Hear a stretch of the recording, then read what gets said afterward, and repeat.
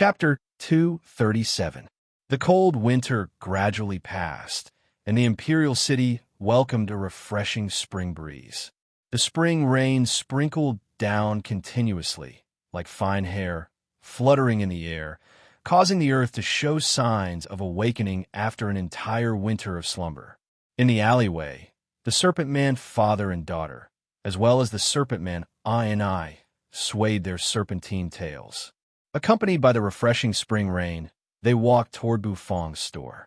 As soon as they entered the store, the rich aroma of food assaulted their noses, causing them to feel intoxicated.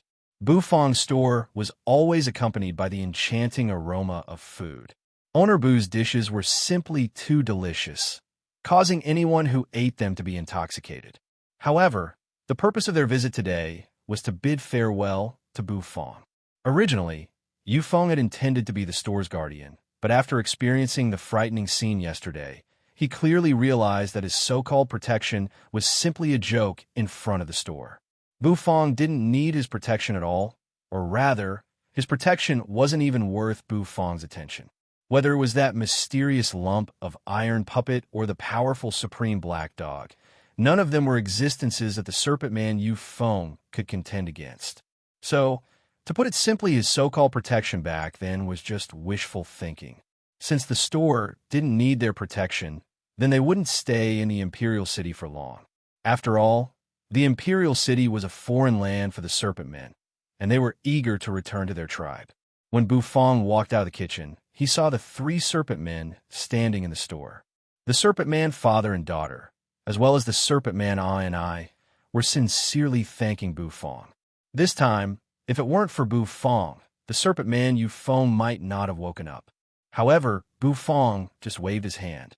Saving the Serpent Man Yufeng was something he had promised the Great Elder. It could be considered as a deal, so he didn't really care. Bufong narrowed his eyes and glanced at the three Serpent Men. The simple-minded and three-limbed I was directly ignored by Bufong. His gaze fell on the Serpent Man father and daughter, or more accurately, on the Serpent Man Yufu. Bufong's gaze confused the three Serpent Men. Yufu was even more puzzled, not knowing why Bufong was looking at her like that. "Owner Bu, is there something on my body?" Yufu doubtfully lowered her head and looked at her body. It seemed to be normal. Bufong grinned and met Yufu's gaze. "System, how is the Serpent Woman's culinary talent?" Bufong asked the system in his mind. The system was silent for a while before it said, "After the system's examination, Serpent Woman Yufu's culinary talent is up to standard. The host will teach her how to make egg fried rice." After a day and a half, Bufong's eyes lit up. It seemed like this Serpent Woman Yufu was not bad. She could become the store's apprentice. When Bufong said this, the three Serpent Men were dumbfounded. What did Owner Bu mean by this? Bufong didn't explain too much. He just looked at the three of them indifferently. However, his gaze mainly fell on Yufu. Yufu suddenly became a little anxious. Her charming face became a little red. It seemed that she felt a little unnatural under the gaze of Bufong. Yufu suddenly became a little anxious. Her charming face became a little red. It seemed that she felt a little unnatural under the gaze of Bufong. Can I? Yufu was a little excited. She recalled the enchanting aroma and delicious dishes in Bufong's store. They were so delicious that she almost swallowed her tongue. Serpent Woman Yufu couldn't help but purse her tender red lips. "Oh, you can do it. However, if you want to become my apprentice, you must pass a test. Tomorrow afternoon, make a serving of egg fried rice for me to taste. If it meets my standards, I will teach you culinary skills and let you become the apprentice of the store," Bufong said in a serious manner. Yufu sensed Bufong's solemn expression. Her petite face suddenly froze. She swayed her serpent tail and nodded seriously. Ani's eyes widened. What was going on? Yufu became the apprentice of the store, just like that? Did this mean that Yufu would be able to cook dishes as delicious as the ones in the store? Immediately, Ani couldn't help but drool. "Owner Bu, what about me? Can I also learn culinary skills from you?" Ani patted his majestic chest and asked straightforwardly. Bufong glanced at him.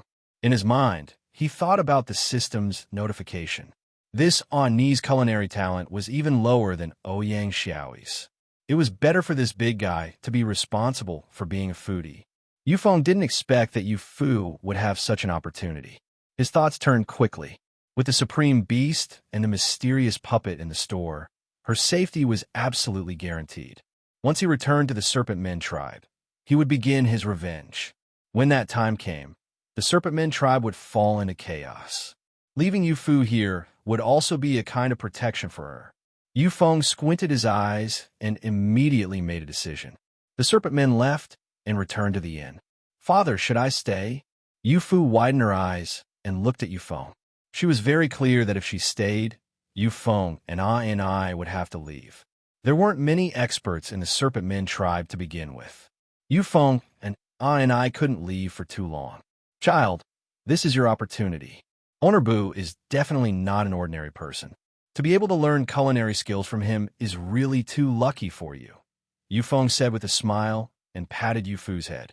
"That's right, Yu Fu. If it wasn't for Owner Bu disdaining me, I would have begged and pestered Owner Bu. If I followed Owner Bu, I would have meat to eat." I scratched the back of his head and said with a smile. Yu Fu didn't know whether to laugh or cry. Yufeng became serious and looked at Yu Fu. "So, little girl, you must properly learn culinary skills from Owner Bu. Who knows, you might become the Serpent Men tribe's #1 chef in the future." Having received her father's affirmation, Yu Fu immediately nodded her head with a serious expression. Thus, under Yufeng's supervision, they borrowed the kitchen from the owner of the inn and prepared to make egg fried rice. As this egg fried rice was to be tasted by Bu Fong, Yu Fu was very serious about cooking. As for choosing an apprentice, Bu Fong had many candidates in mind. For example, Wan Er, who loved egg tarts, and Ai Yin, who loved to cook for him to scold, the cultured Xiao Yinyu, and the foodie Xiao Xiaolong. They were all good choices. Unfortunately, they didn't come to the store after the opening hours for the day. After Ouyang Xiaoi bid farewell to Bu Fong, she dashed out of the alleyway like a Lolita and rushed toward the Ouyang family. She couldn't wait to make a delicious egg-fried rice to slap Owner Bu in the face. Bu Fong looked at Ouyang Xiaoi's departing figure and pursed his lips. He closed the door and returned to the kitchen. He took out the ingredients and began to practice cooking. Ouyang family. Tonight was destined to be a sleepless night in the Ouyang family. Outside the kitchen, the young and old of the Ouyang family were anxiously crowding around. Grandfather Ouyang stroked his white beard and glanced at the brightly lit kitchen from time to time. He sighed, shook his head, and continued to pace back and forth. General Ouyang Zongheng also sighed. He copied Grandfather Ouyang's sigh and continued to pace back and forth. The three barbarians of Ouyang stood at the side like statues and stared at the kitchen with their eyes wide open. "Master, do you think Xiaoi will succeed?" Ouyang Xiaoi's mother asked Ouyang Zongheng as she held her handkerchief and worriedly looked at the busy figure in the kitchen. "This is Xiaoi's first time cooking, but that lass has inherited this general's cooking talent. She will definitely be able to make an earth-shattering egg-fried rice." Ouyang Zongheng comforted Xiaoi's mother, then confidently patted his chest. Old Master Ouyang glanced at him and sneered. "What do you mean he inherited your culinary talent?" "He clearly inherited my culinary talent. Thinking back to that time, His Majesty Chongfeng and I went to the Yellow Sky sect. During that battle, we ran out of rations, and His Majesty didn't eat for an entire day. I was worried about His Majesty's dragon body, so I took my spear and entered a dangerous place to hunt a 5th-rank spirit beast. I roasted that spirit beast on the spot. That taste, TSK. Even now, I'm still intoxicated by it. I'm not bragging, but the roasted meat back then was really delicious. Compared to Owner Bu's red braised meat, it was just a little bit. A little bit lacking, Grandfather Ouyang said after thinking for a moment. The grandfather stroked his beard and stared at Ouyang Zongheng. When he reached the climax, he could not help but dance with joy. Suddenly, a loud bang sound startled everyone outside the kitchen. The lamp in the kitchen flickered, and a strange smell wafted out of it. Everyone from the Ouyang family was dumbfounded. Creak! The door to the kitchen opened. Ouyang Xiaoyi's fair face was smeared with black stains as she walked out of the kitchen like a little black cat. She held a porcelain bowl in her hand, and her face was filled with excitement. Grandfather, father, mother, quickly, try the egg-fried rice I made for the first time. Chapter 238. In the kitchen, a strange smell wafted out. It seemed to be burnt, but not burnt, with a hint of bitterness, causing one's expression to change. "Io, my girl, why are you in such a sorry state?" When the Ouyang grandpa saw Ouyang Xiaoyi come out of the kitchen and saw the latter's swarthy appearance, he immediately felt his heart ache. However, Ouyang Xiaoyi's eyes were bright, especially bright, surging with a look of excitement. She wiped off the black ash on her face, smiled, held up the porcelain plate in her hand, and moved closer to the Ouyang grandpa. She excitedly said, "Grandpa, quickly try it. This is the first time this lady has cooked egg-fried rice." Okay, Grandpa will try it now." The Ouyang grandpa squinted his eyes and dotingly rubbed Ouyang Xiaoyi's head. He took the porcelain spoon handed over by the servant beside him, glanced at the porcelain plate that Ouyang Xiaoyi brought over, but was a little hesitant. In the porcelain plate there was a ball of a rather strange color of rice. The rice was a little black, with a hint of red in the black, and a large piece of yellow egg mixed in the rice, appearing very conspicuous. What was this thing? The Ouyang grandpa was dumbfounded. The hand that was holding the porcelain spoon slightly trembled. People pay attention to every grain of rice in egg-fried rice is accompanied by an egg, but you're so direct, a piece of egg accompanied by a large pile of rice. The main point is, why is the color of this rice so strange? The Ouyang grandpa's beard trembled, and he swallowed a mouthful of saliva. "Grandpa, eat. Quickly try it." Ouyang Xiaoyi confidently urged the Ouyang grandpa. Okay, since this is our girl's first time cooking then. Grandpa will try a bite, just a bite." The Ouyang grandpa's heart was trembling. The porcelain spoon scooped up, his hand trembled, and a third of the rice quietly jumped out of the porcelain spoon. He brought it to his nose and smelled it. Immediately a pungent, burnt smell surged. The Ouyang grandpa's lips trembled, and his heart suddenly felt a little afraid. "Girl, Grandpa really ate it." The Ouyang grandpa's nostrils flared, and he said, "Grandpa, I still want to use this egg-fried rice to conquer Onurbu." Ouyang Xiaoyi said confidently as she wiped off the soot on her face. Grandpa Ouyang smiled bitterly. "Conquer Onurbu? Are you going to murder Onurbu?" Onurbu didn't die at the hands of an 8th-grade war god, but was poisoned to death by your egg-fried rice. "Eat." Ouyang Xiaoyi glared at him. Grandpa Ouyang immediately poured the egg-fried rice into his mouth. In just an instant, Old Master Ouyang's complexion underwent a huge change. In the span of a breath, his complexion changed 3 times from white to red, then from red to purple, and finally from purple to black. Crunch, crunch! Old Master Ouyang harbored great courage. With tears in his eyes, he fiercely bit down. A clear and melodious sound came from his mouth, like a pile of hard stones colliding with each other. At this moment, Old Master Ouyang's heart felt as if a bottle of 5 flavors had been smashed. All sorts of feelings welled up. Astringent, bitter, numb, stinky. Damn it, there was no fragrance. There was no one else who could cook egg-fried rice to this extent. "You're amazing, my little girl." Grandpa Ouyang's body trembled as he took several steps back. He took a deep breath and swallowed the egg-fried rice in his mouth. "How is it? How does it taste?" Ouyang Xiaoyi asked curiously. "Sour and refreshing in the mouth, like fire in the stomach. Swallowing it is like being reborn.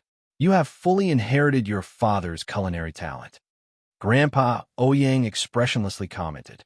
Ouyang Zongheng was startled and did not understand. "Girl, Grandpa is a little tired. I will go back and rest first. Let your father and brother taste it for you." Grandpa Ouyang frowned and said as if he was about to cry. Ouyang Xiaoyi became even more excited. It seemed like her egg-fried rice was not bad.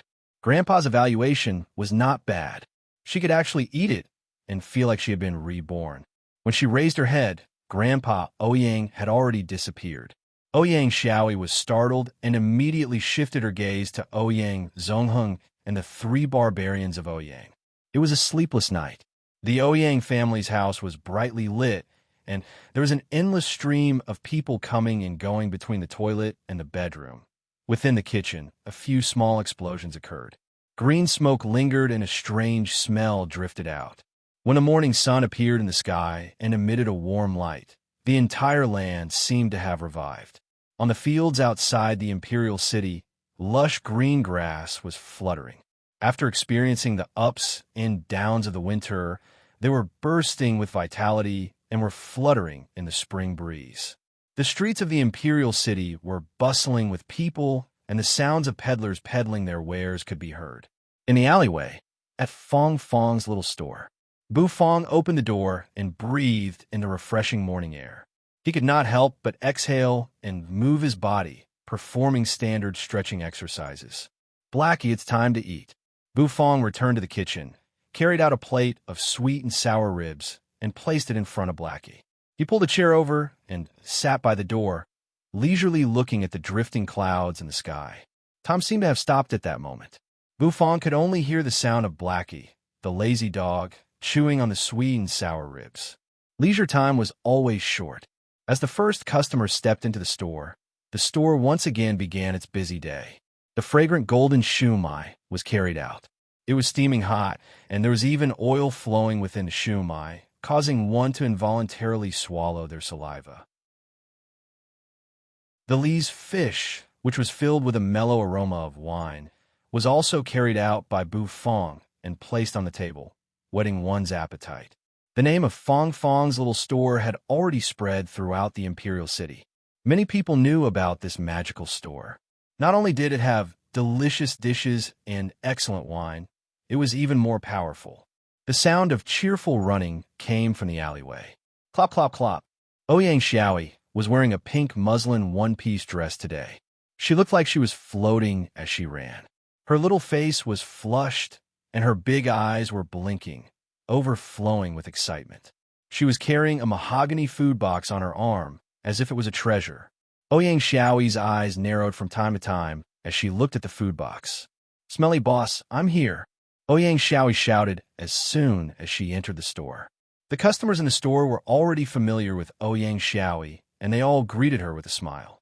Ouyang Xiaoyi giggled as she responded to everyone. Some of them were curious about what was in the food box. Ouyang Xiaoyi raised her nose and mysteriously shook a finger. "This is a secret." Bu Fong walked out of the kitchen and gave Ouyang Xiaoyi a puzzled glance. When he saw the food box in her hand, his expression immediately froze. "Don't tell me this girl really went back to make egg-fried rice." Bu Fong was expressionless, but he could not help but think. However, when he thought of the system's evaluation of Ouyang Xiaoyi's culinary talent, he suddenly had a bad feeling. "Smelly boss, you said that if my egg-fried rice conquered your heart, you would accept me as your apprentice." Ouyang Xiaoyi squinted her eyes and was extremely happy. This was a question worth discussing. Bu Fong really wanted to answer like this.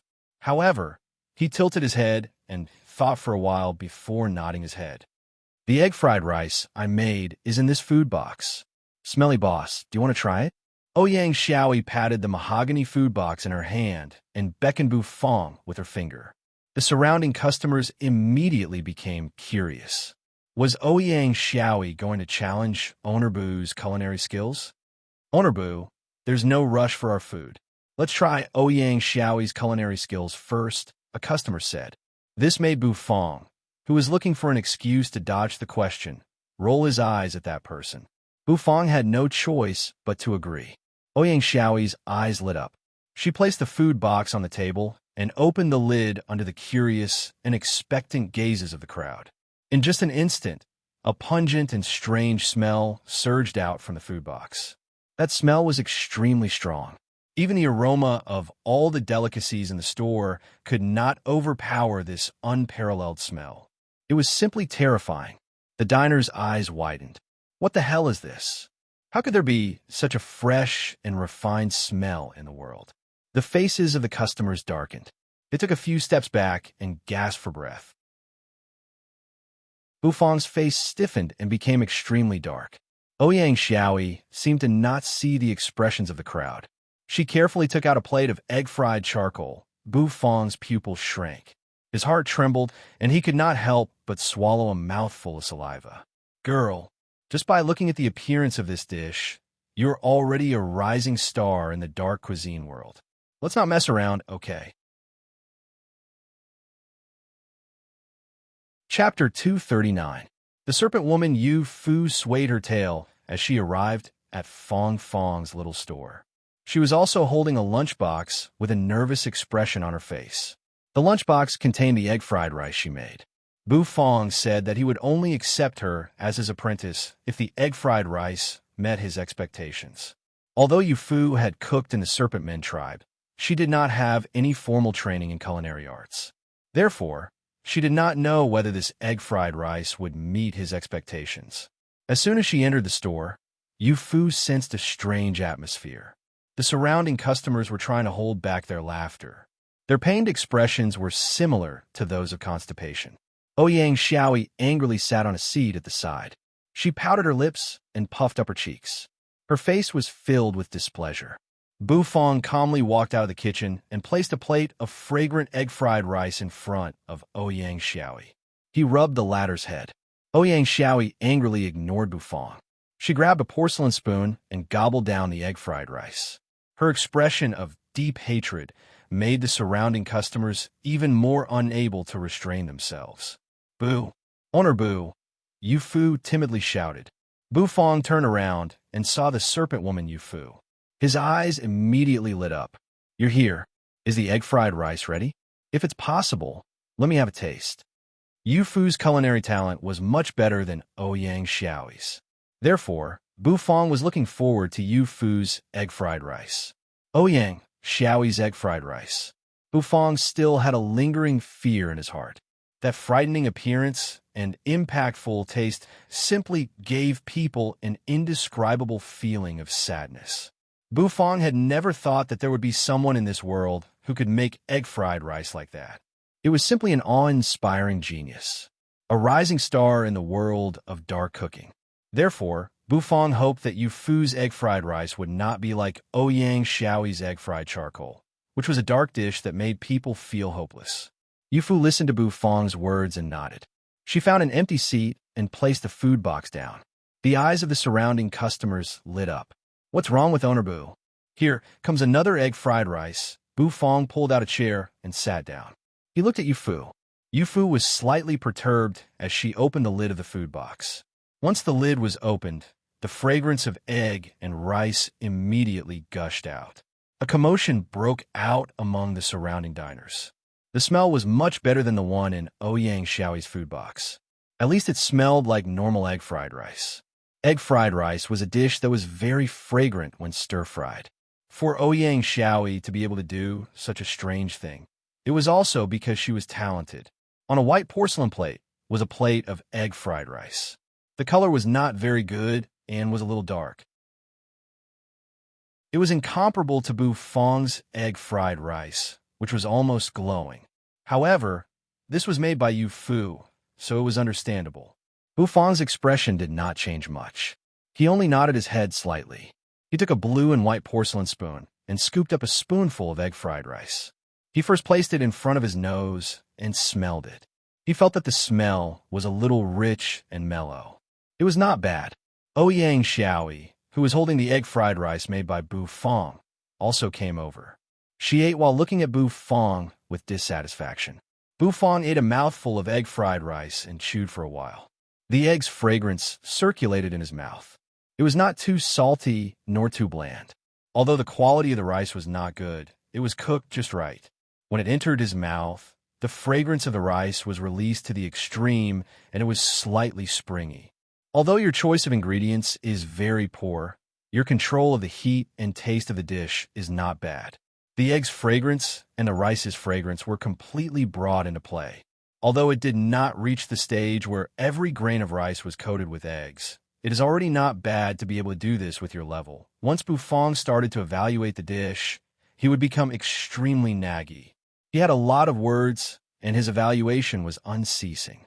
Moreover, He did not show the slightest bit of mercy as he pointed out all the flaws in the dish. Yu Fu, who was standing at the side, could not help but nod her head. The expression on her face changed from one of nervousness to one of calmness. In the end, a trace of disappointment hung on her face. Her egg fried rice was criticized to be so bad and had so many flaws. It seemed like she would not have the chance to become Bu Fong's apprentice. She had indeed failed. Be more confident.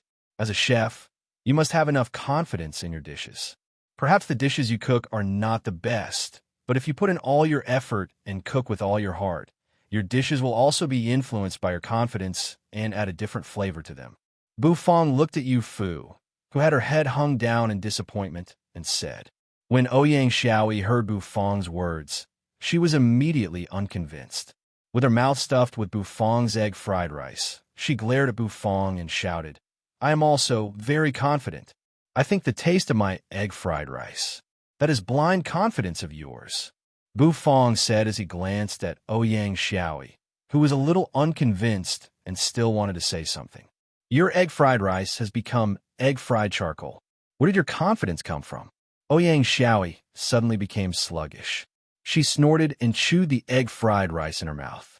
She had to admit that compared to the smelly boss's egg fried rice, the taste of her egg fried rice was indeed a little worse. Oh, a lot worse. Even though there's still many flaws in this egg fried rice, it's still acceptable and barely meets my expectations. How about this? Come to the store tomorrow, and I'll start teaching you how to cook the egg fried rice, Bu Fong said. Yu Fu immediately raised her head in surprise and looked at Bu Fong. Didn't this mean that she could become Owner Bu's apprentice? I'm not convinced. Ouyang Xiaoyi was very angry.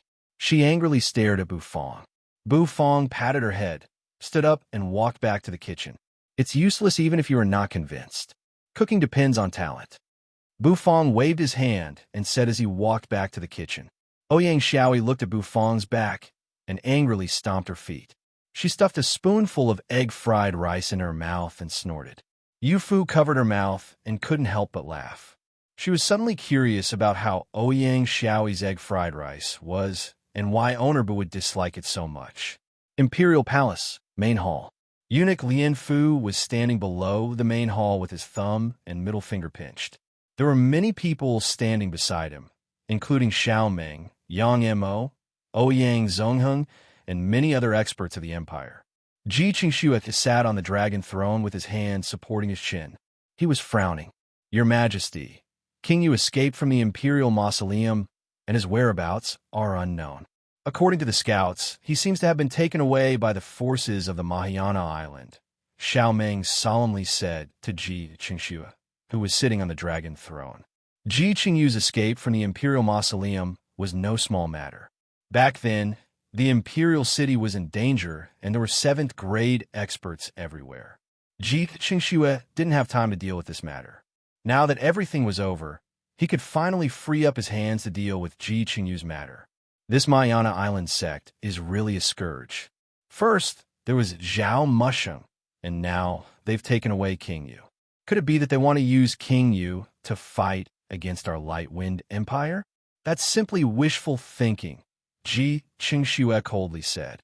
Your Majesty, I believe that Ji Qingyu was imprisoned in the imperial mausoleum due to the previous emperor's heavy sentence. Now that he has escaped, it's tantamount to defying the emperor's order. This is a serious crime, and we must capture him and deal with him severely. Many of the ministers suggested. The worry between Ji Qingxue's brows deepened. The Mahayana Island was an old sect among the 10 major sections. Apart from the mysterious celestial arcanum sect, the Mahayana Island was the strongest force. If the empire wanted to deal with the Mahayana Island, the price they would have to pay was definitely not something Ji Qingxue could bear. He had just ascended to the throne, and there were many things waiting to be done in the empire. His reputation in the hearts of the people had yet to reach its peak, not even half of Emperor Chongfeng's. He also didn't dare to rashly dispatch troops to battle just for Ji Qingyu. However, Ji Qingyu's wandering outside was also an uncertain factor. Once Ji Qingyu's cultivation level recovered, With his talent and reputation, it would be easy for him to gather a lot of soldiers. When that time came, it would be another big problem. However, Ji Qingshu didn't really care. No matter how strong Ji Qingyu was, he was still far from being a threat to the Light Wind Empire. Without a truly high-end combat power, there was no way he could shake the empire. Your Majesty, this king you escaped because of this old servant. This old servant is somewhat at fault. Therefore, this old servant would like to personally capture King Yu and bring him back, Lien Fu suddenly said, causing many of the people present to be stunned. Ji Qingxue was also very surprised. He didn't expect Lien Fu to actually step forward. Your Majesty, please allow this old servant to go and capture King Yu. He disobeyed the previous emperor's order and disrespected the previous emperor. This old servant must take action and let him know that the previous emperor's prestige is not to be casually challenged. Lien Fu's sharp voice resounded in the hall as he earnestly said while pinching his thumb and middle finger. Chapter 240. Everyone in the main hall held their breaths as they stared at Ji Qingxue, who was sitting on the dragon throne. They wanted to know how he would answer Lien Fu's question. If he allowed Lien Fu to capture Ji Qingyu, it would truly be a case of fratricide. Ji Qingxue pondered for a long time. He hesitated and pondered, unsure if he should make this decision. After all, they were all brothers. Making such a decision was also a form of torture for him. However, if Ji Qingyu were to remain outside, he would sooner or later become a scourge. If he were to mature and possess sufficient strength, Ji Qingyu would definitely take action. He would definitely not allow Ji Qingxue to remain the emperor in peace. Approved. After a long while, Ji Qingxue finally spat out these two words. Then, he closed his eyes and said no more. Everyone was silent as well. When the meeting in the main hall ended, all the upper echelons of the empire left the palace. Ji Qingxue called out to Xiaomeng. Xiaomeng was a little confused. Ji Qingxue moved his body and paced around the main hall. A gloomy glint flickered in his eyes from time to time. The spring rain continued to fall. The sky became a little gloomy and the lighting was poor. Outside the imperial city, Ji Qingxue was dressed in casual clothes. Beside him was Xiaomeng, who was also dressed in casual clothes. The two of them watched Lien Fu's departing figure inside. In the royal family, fratricide was very common. However, now that Ji Qingxue had ascended to the throne, fratricide still didn't stop. Ji Qingxue turned around with his hands clasped behind his back. He walked along the long street of the imperial city. The streets were bustling with activity. The spring festival had long ended. The citizens of the imperial city, who had no time to rest, began to work at sunrise and rest at sunset. Not everyone recognized Ji Qingxue, even though he was the emperor of the empire.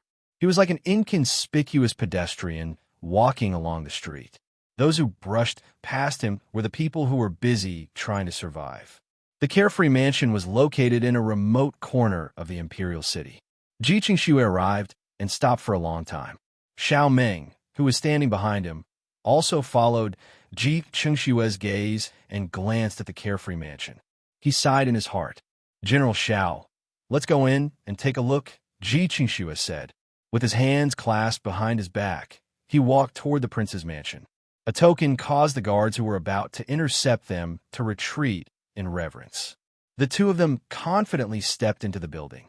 The interior of the prince's mansion was quite exquisite. In the courtyard, there were birds and swallows flying around. The sound of women's laughter resounded unceasingly. A burly figure surrounded these women and had fun. Your Highness, there's someone. Suddenly, a skinny and weak beauty looked doubtfully at Ji Qingxue and Xiaomeng, who were standing in the distance, and said to Ji Qinggan, who was still fooling around. Ji Qinggan was taken aback for a moment. He turned his head and saw Ji Qingxue standing straight like a sword. He narrowed his eyes and gave an interested smile. Don't worry about them. Let's play. Ji Qinggan faintly smiled. He turned around and hugged a voluptuous beauty as he burst into laughter. His laughter resounded throughout the entire King Xiaoyao's mansion. Don't you want me to be free and unfettered? Then this empress will show you how carefree I am. Xiao Ming sighed softly. Ji Qingshue's gaze was obscure and his face was expressionless. Let's go. Ji Qingxue calmly glanced at Ji Qinggan, who was still playing around with the birds and swallows, then turned around and left. It wasn't bad for the former high-spirited crown prince to be a carefree king. At the very least, he wouldn't have to face the cruelty of fratricide. The next day, serpent woman Yu Fu woke up very early. Her father and I had already left the imperial city and returned to the serpent men tribe. Now, she was the only one left in the imperial city. However, she wasn't afraid at all. Instead, she was very excited. Because she would soon be able to learn culinary skills from Honorbu. Yu Fu carefully groomed herself in front of the mirror many times. She tried her best to present her most beautiful appearance. She was originally a delicate beauty in the serpent men tribe, so her meticulous dressing made her even more beautiful. She didn't put on too much makeup because she knew that Honorbu disliked makeup. He felt that it would affect the taste of the dishes when he was cooking. She walked out of the inn and opened the oil paper umbrella. Her green-scaled serpent tail swayed as she slowly walked toward the alleyway of the imperial city. The imperial city was much more prosperous than the serpent men tribe, but it was also much more hurried than the serpent men tribe. The humans here came and went in a hurry. There wasn't the friendly greeting of neighbors in the serpent men tribe, which made people feel a little unfamiliar. She held the oil paper umbrella and wandered alone on the bustling streets of the imperial city. The spring rain fluttered in the air and occasionally seeped into people's necks, bringing with it a faint coolness that made people feel refreshed. Walking along the alleyway, Yu Fu arrived in front of the store. The big black dog in front of the door was still munching on the sweet and sour ribs in its porcelain bowl. Yu Fu smiled knowingly and swayed her serpent tail as she entered the store. Ouyang Xiaoi, who was recording the customer's orders, immediately snorted and turned her head away when she saw her. Bufang had just walked out of the kitchen. His hands were still stained with water. After wiping them off, he nodded at Yu Fu. Wait a moment. I will teach you when the opening hours are over. In the meantime, help Xiaoi record the customer's orders, Bufang said.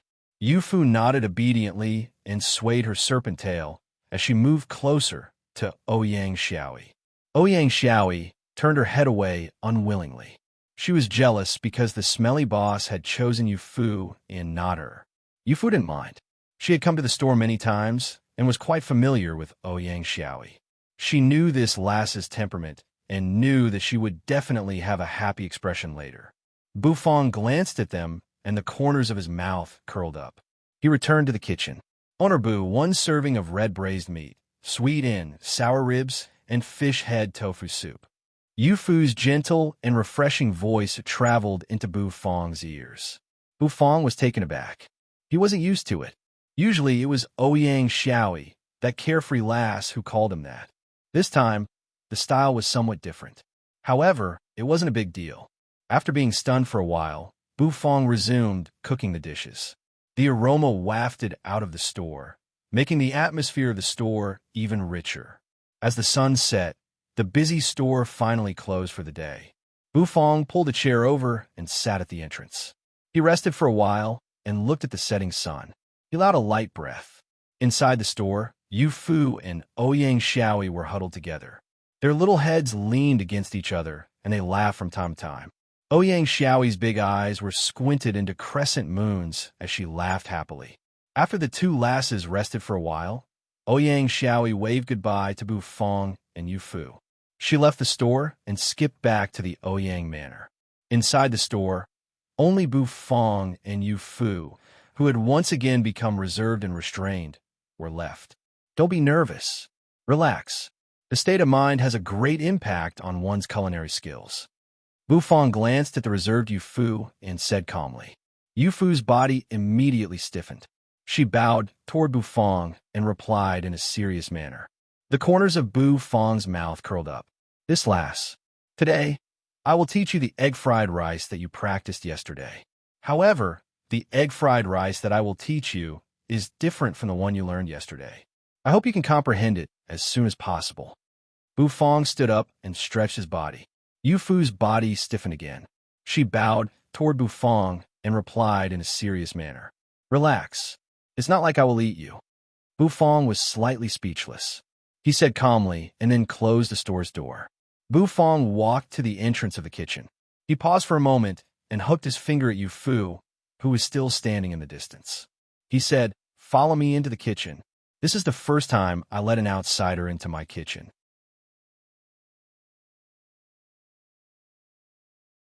Chapter 241. In Onarbu's kitchen, Yufu opened her cherry lips in a daze. Her face was filled with astonishment. It was rumored that Onarbu's kitchen was a very mysterious area. Up until now, no one had ever entered it. She didn't expect that she would actually have the chance to step into Onarbu's store today. This was simply too exciting. Yufu swayed her snake tail and quickly followed behind Bufong. After passing through the entrance of the kitchen, the entire atmosphere became somewhat different. The interior of the store was somewhat cozy, causing people to feel slightly intoxicated. However, the kitchen was filled with a kind of professional atmosphere. As soon as she entered, she was faced with the chubby mechanical puppet. The puppet's red eyes flickered as it swept across her body, causing all the hairs on her body to stand up. Was this puppet the extremely terrifying puppet of the store that her father had mentioned? It didn't seem to be as fiendish as the rumors said. In fact, it seemed to be chubby and quite cute. Bufong walked in front. He patted Xiao Bai's stomach and introduced it to Yufu, who was behind him. This is Xiao Bai, my mechanical assistant. You could just think of it as a puppet assistant.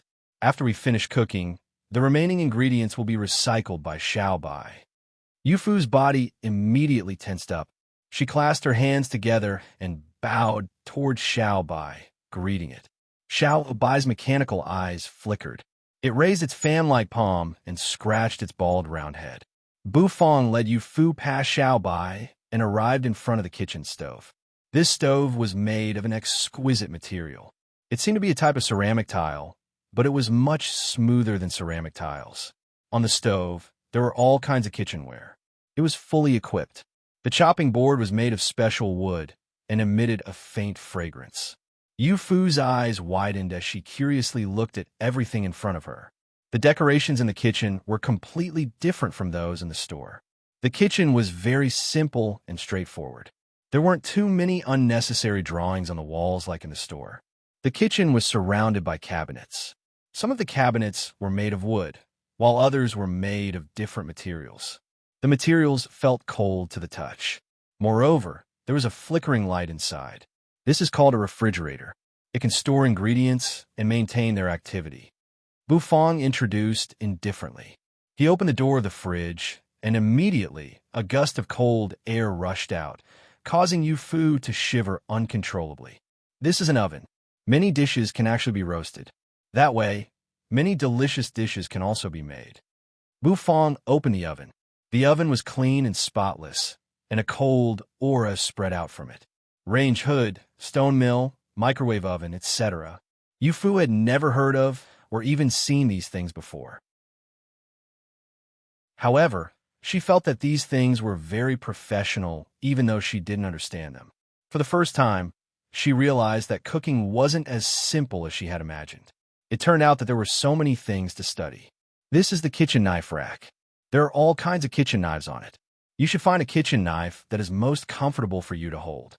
Bufong pointed at the kitchen knife rack on the stove. Yufu curiously sized it up. When she saw a pitch-black and incomparably heavy kitchen knife, a look of astonishment appeared on her face. Is this also a kitchen knife? Why is it so big and so heavy? The corner of Bufong's mouth curled up slightly. He held the kitchen knife and lifted it with ease. He casually twirled the knife around. This kitchen knife was the heavy, custom-made kitchen knife that he used to practice his knife skills every day. An ordinary person wouldn't be able to wield it. Yufu tried for a while. Her wrist was sore, but she still couldn't lift the kitchen knife. This is the kitchen knife that I use to practice my knife skills and carving skills. You can change to another one, Bufong said. Yufu immediately looked at Bufong in surprise. With Onarbu's cooking skills, does he still need to practice? There is no limit to cooking. If you want to be an outstanding chef, daily practice is indispensable. Daily cooking is also indispensable. This way, you can immerse your heart in cooking and experience every change. Since you want to be my apprentice, then you must do the same knife skills and carving skills training every day. Bufang said solemnly. It was true that his cooking skills were good, but he knew clearly in his heart that if he didn't practice every day, it would be impossible for his cooking skills to improve so quickly. Yu Fu softly replied. Then, she held the kitchen knives on the kitchen knife rack. In the end, she chose a kitchen knife that was only the size of Bufang's palm. Its weight was moderate, and it suited Yu Fu very well. Bufang nodded his head and took out a few thunderstorm pigeon eggs from the cupboard. These were provided by the system and were specially used to make egg fried rice. I'll first teach you how to recognize the ingredients. These are the eggs of the third-grade spirit beast, thunderstorm pigeon. They contain a lot of essence. Bufang said. He took out a porcelain bowl and lightly knocked the egg yolk and egg white into the bowl. The egg yolk had faint lightning arcs flickering within it. If you want to make a good egg fried rice, the control of spirit energy is the most important. You must control the spirit energy in the ingredients so that it doesn't leak. This is the key to ensuring the dish's taste. Bufang condensed his true energy and formed a pair of chopsticks out of thin air. He started to beat the egg yolk. Do you know how to control the spirit energy in the ingredients? Bufang looked at Yu Fu seriously. Yu Fu blankly shook her head. How could she understand such a profound thing? Rhythm, and use your heart to feel it. Spirit energy is actually a kind of fluctuation. When you feel the fluctuation during the cooking process, try your best to ensure that the fluctuation is stable. This way, the structure of the spirit energy will not be destroyed and the spirit energy will not leak. Bufang explained. Then, his hands started to shake rapidly as he beat the thunderstorm pigeon eggs. The true energy chopsticks were taken out. The egg yolk turned into a silk thread and was pulled long. With a bang, Bufang's true energy dissipated. Then, Bufang squatted down and took out the pearl rice filled with spirit energy from the cupboard. After washing it, he placed it into the steamer and steamed it. Yu Fu obediently stood behind Bufang and meticulously watched Bufang's movements. You must remember the place where I take the ingredients. In the future, the ingredients will be taken from these places. You must remember it well. Bufang said to Yu Fu as he heated up the wok. Yu Fu's heart shivered. She nodded seriously with an obedient expression. Sizzle, sizzle, sizzle. After the oil was poured into the wok, Bufang skillfully took out the white and plum pearl rice from a steamer and poured it into the wok.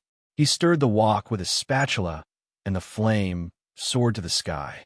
It scared Yu Fu, who was behind him, to the point that her snake tail swayed. Dang!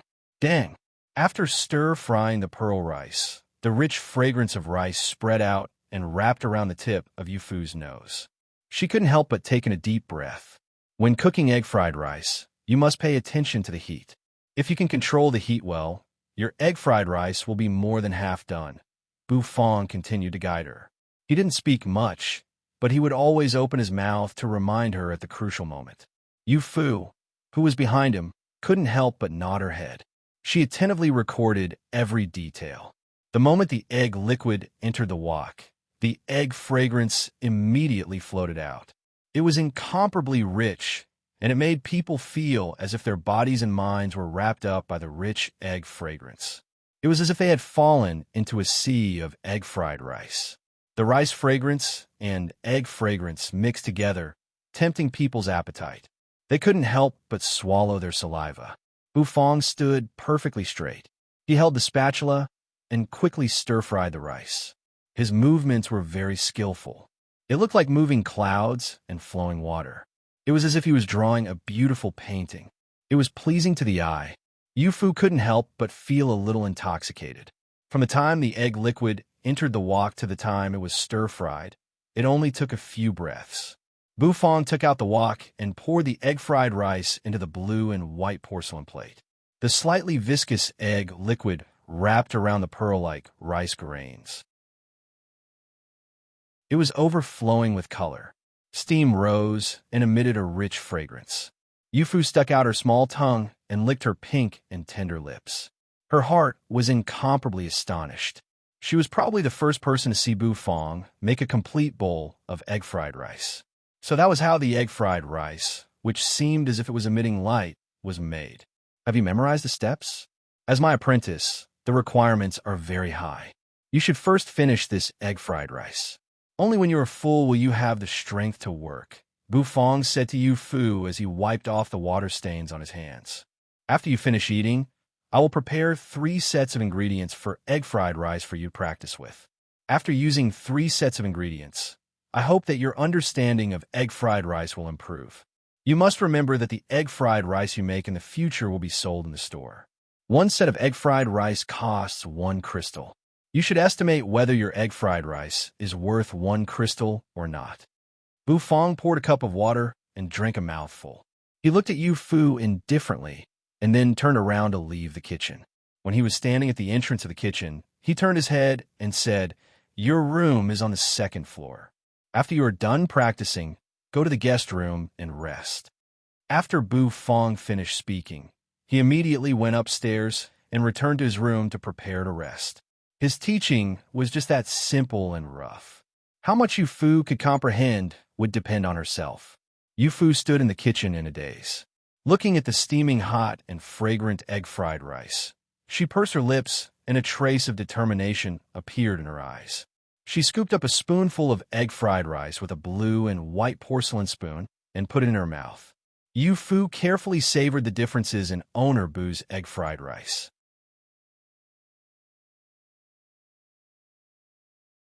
Chapter 242. Bu Fong opened his eyes and sat up from his seat. He rubbed his sleepy eyes and yawned. After washing up, Bu Fong walked out of the room. The door to the guest room was still closed. Going downstairs, Bu Fong went to the kitchen. The kitchen was spotless and comfortable. Bu Fong patted Xiao Bai's plump belly and smiled. He was in a good mood. Picking up the custom-made heavy kitchen knife, Bu Fong began his daily practice of cutting and carving. The heavy kitchen knife in his hand actually felt as if it was light, which was quite inconceivable. As the fragrance of the sweet and sour ribs filled the air, Yu Fu swayed her serpent tail as she slowly descended from the 2nd floor. She saw Bu Fong practicing cooking in the kitchen, and her face was filled with admiration. "Owner Bu, good morning," Yu Fu greeted with a smile. Bu Fong glanced at her and nodded his head indifferently. He focused all his attention on cooking the sweet and sour ribs. Yu Fu looked at Bu Fong's technique curiously. She was also very curious about the fragrant sweet and sour ribs. Bu Fong skillfully cooked the sweet and sour ribs while Yu Fu studied seriously. The scene was quite harmonious. When the sweet and sour ribs was done, Bu Fong carried a porcelain plate and walked out of the kitchen. "Continue practicing your cutting and carving skills. I will examine your egg fried rice later." Bu Fong walked past Yu Fu and said calmly. He then went into the store and opened the door. "Blackie, it's time to eat," Bu Fong said. He placed the fragrant sweet and sour ribs in front of Blackie and stroked its soft fur. He stood up, pulled a chair, and curled up at the door. The spring wind blew, bringing with it a slight coolness of the morning. It was slow and gentle, giving people the urge to fall asleep. In the kitchen, Yu Fu picked up the kitchen knife that she had chosen yesterday and started to cut the ingredients that Bu Fong had prepared for her. There were a lot of ingredients, and they filled up a big basin. She practiced her knife skills seriously. Even someone as strong as Owner Bu had to practice every day. What reason did she have to not practice seriously? Not long after, the store seemed to have become lively. Someone greeted the Owner Bu, and then the sound of food being ordered could be heard. Yu Fu saw that there was still half a pot of ingredients left. Her wrist was already a little sore, and she immediately felt a little flustered. Bu Fong stepped into the kitchen and saw Yu Fu panicking. He was slightly puzzled and asked, "What's wrong? Didn't I say that a chef must have his own confidence?" I didn't finish cutting all the ingredients," Yu Fu said with a red face and a little ashamed. Bu Fong was taken aback. He looked at the remaining half a pot of ingredients, and the corners of his mouth curled up. He patted Yu Fu's head and said, "I didn't say that you have to finish cutting all the ingredients. I just wanted you to practice." "All right, Today's knife skills training ends here. Now, make me a serving of egg fried rice. Yufu heaved a sigh of relief in her heart. She thought that Bufang would scold her harshly. Beside the big stove, a small stove had appeared out of nowhere. Bufang looked at the small stove and rubbed his nose. Without a doubt, this stove was prepared by the system. You can cook egg fried rice on that stove. From now on, that stove belongs to you, Bufang said to Yufu as he pointed at the stove that had just appeared and seemed to have been there all along. Yufu was astonished. She looked at the stove and was immediately amazed. Didn't there not have a stove yesterday? Why did it appear today? How magical! However, Yufu also knew that there were some things that she couldn't delve too deeply into. Thus, she took the ingredients and started cooking egg fried rice. Bufang, on the other hand, started cooking with familiarity. His knife flashed, and the ingredients were quickly cut. His speed was so fast that it almost made one's eyes blur. Yufu, who was watching from the side, was a little dazed. Owner Bu's knife skills were simply astonishing. One after another, fragrant dishes were placed on the window by Bufang. Ouyang Xiaoyi walked over with a face full of smiles and took the dishes away. Owner Bu, the egg fried rice is ready. Seeing that Bufang finally had some free time to rest, Yufu said with a charming voice. Bufang nodded and walked into the store. The customers warmly greeted him. Bufang also nodded and pulled a chair to sit down. Bufang also asked Yufu to place the egg fried rice on the table. Yufu's egg fried rice was very fragrant. Compared to the first egg fried rice she gave to Bufang, it was much better. Perhaps it was because of the ingredients. She used a blue and white porcelain spoon to scoop up a spoonful and put it into her mouth. The fragrance immediately burst forth in her mouth. The fragrance of the egg and the fragrance of the rice mixed together and tickled Bufang's taste buds. He raised his eyebrows and was slightly surprised. The heat control is not good, and the control of the frequency of the spirit energy is also much worse. Although the taste is good, it is mainly because of the ingredients.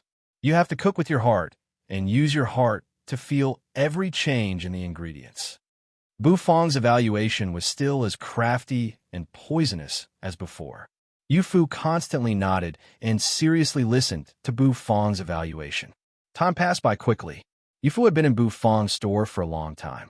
Under her continuous learning, she was still able to cook many dishes with the taste of Bufang's craftsmanship. Among them, the best was still the egg fried rice. After all, it was the first dish she learned. And during these days, Bufang also taught her 2 other dishes, sweet and sour ribs and red braised meat. Among them, sweet and sour ribs was especially difficult. She practiced for a long time, but she could never reach Bufang's expectations. Every time she failed, she would be severely criticized by Bufang. Bufang's evaluation was the most poisonous and severe she had ever seen. He would always find the flaws in your dish and then analyze it thoroughly, making you feel as if your dish had become worthless. At the entrance, Bufang was curled up on a chair and looked at the fluttering white clouds in the sky. He was about to fall asleep. Yufu walked out with a dish in her hands. She placed it in front of a customer and smiled at him. "Your egg fried rice. Please have a taste," Yufu said. That customer was also a regular customer. Back then, when Bufang asked Yufu to bring out her dishes for customers to taste, he was one of them. Bufang said that after the customer had tasted it, he could take as many crystals as he felt the egg fried rice was worth. He would not insist on it. After this customer tasted Yufu's egg fried rice, although it was still lacking compared to Bufang's, he still took out the crystals with satisfaction. At that time, Yufu was very excited. Strictly speaking, this was the first crystal she had earned. Half a month has passed. I'm still missing one apprentice. Bufang was curled up on the chair. The spring breeze made him sober. He muttered to himself and couldn't help but frown. Who should I choose for the remaining apprentice? Wanair, who loved egg tarts. Bufang was indeed a little tempted. During this half a month, Bufang asked Luo Sanyang, who came to the store for a meal. Luo Sanyang casually told Bufang that Wanair only had egg tarts in her heart. She loved egg tarts and wouldn't spend too much time learning other dishes. This made Bufang a little speechless. A few days ago, Anai Yin also came to bid farewell to Bu Fong. Bu Fong also tried to tell Anai Yin about becoming an apprentice because no matter how he looked at it, Anai Yin was the most suitable person. Unfortunately, Anai Yin came in a hurry. Bu Fong could see that Anai Yin was also a little tempted by his suggestion. However, she seemed to have something more important to do. Helpless, she left with the old drunkard. Thus, the number of candidates in Bu Fong's mind became fewer and fewer. As the deadline given by the system approached, Bu Fong also became a little flustered. Letting out a yawn, Bu Fong stood up from the chair and stretched his body. The crisp sound of footsteps came from the alleyway. Then, two familiar figures stepped into Bu Fong's store. "Owner Bu, I can finally eat your dishes." As soon as he entered the store, a figure began to complain. It was Xiao Xiaolong with the face of Xiao Bai. This kid had grown a lot taller recently. His appearance had become even more beautiful and more effeminate. Xiao Yinyu was gentle and elegant. Wearing a veil, she easily found a seat and sat down. When Ouyang Xiaoyi saw Xiao Yinyu, she immediately ran overexcitedly. When Bu Fong saw the two of them, his eyes immediately lit up. Xiao Yinyu and Xiao Xiaolong? That's right. How could he forget about this pair of siblings? "Owner Bu, for the past month or so, we were thrown to the southern city by our father. We couldn't eat Owner Bu's dishes. It was simply unbearable. Now that we are finally back, we must eat to our heart's content," Xiao Xiaolong said excitedly while licking his lips. The southern city was a big city located in the southern part of the Light Wind Empire. Even though it was not as prosperous as the imperial city, it was still a rather majestic city. Bu Fong did not pay attention to Xiao Xiaolong, who could not wait to eat to his heart's content. Instead, he looked at Xiao Yinyu and asked if she was interested in becoming his apprentice and learning how to cook from him. Xiao Yinyu and Xiao Xiaolong were both stunned. What exactly happened while they were away from the imperial city? Owner Bu actually started to accept apprentices? Even though this proposal is very tempting, it's a pity. I will have to leave for the southern city in a few days. I might not have the chance to learn from Owner Bu. Xiao Yinyu felt extremely regretful. She even had the urge to stay in the imperial city and learn how to cook instead of going to the southern city. However, the matter in the southern city was very important, so she had no choice but to go. Bu Fong also frowned. Xiao Yinyu was also not free. Xiao Xiaolong stared at Bu Fong with his eyes wide open. His face was suddenly filled with shame and indignation. "Owner Bu, why did you only ask my sister and not me? Don't you want to know if I want to learn how to cook from you?" Xiao Xiaolong said indignantly. He felt that he was being ignored by Bu Fong. Bu Fong was stunned for a moment. His gaze fell on Xiao Xiaolong. "System, how is Xiao Xiaolong's cooking talent?" After the system's examination, Xiao Xiaolong's cooking talent is up to standard. The host will teach him how to cook egg fried rice. It will take about 1.5 days. The corner of Bu Fong's mouth twitched. What the hell? This foodie actually had such a talent for cooking? System, did you get the wrong person? He was Xiao Xiaolong, not Xiao Yinyu.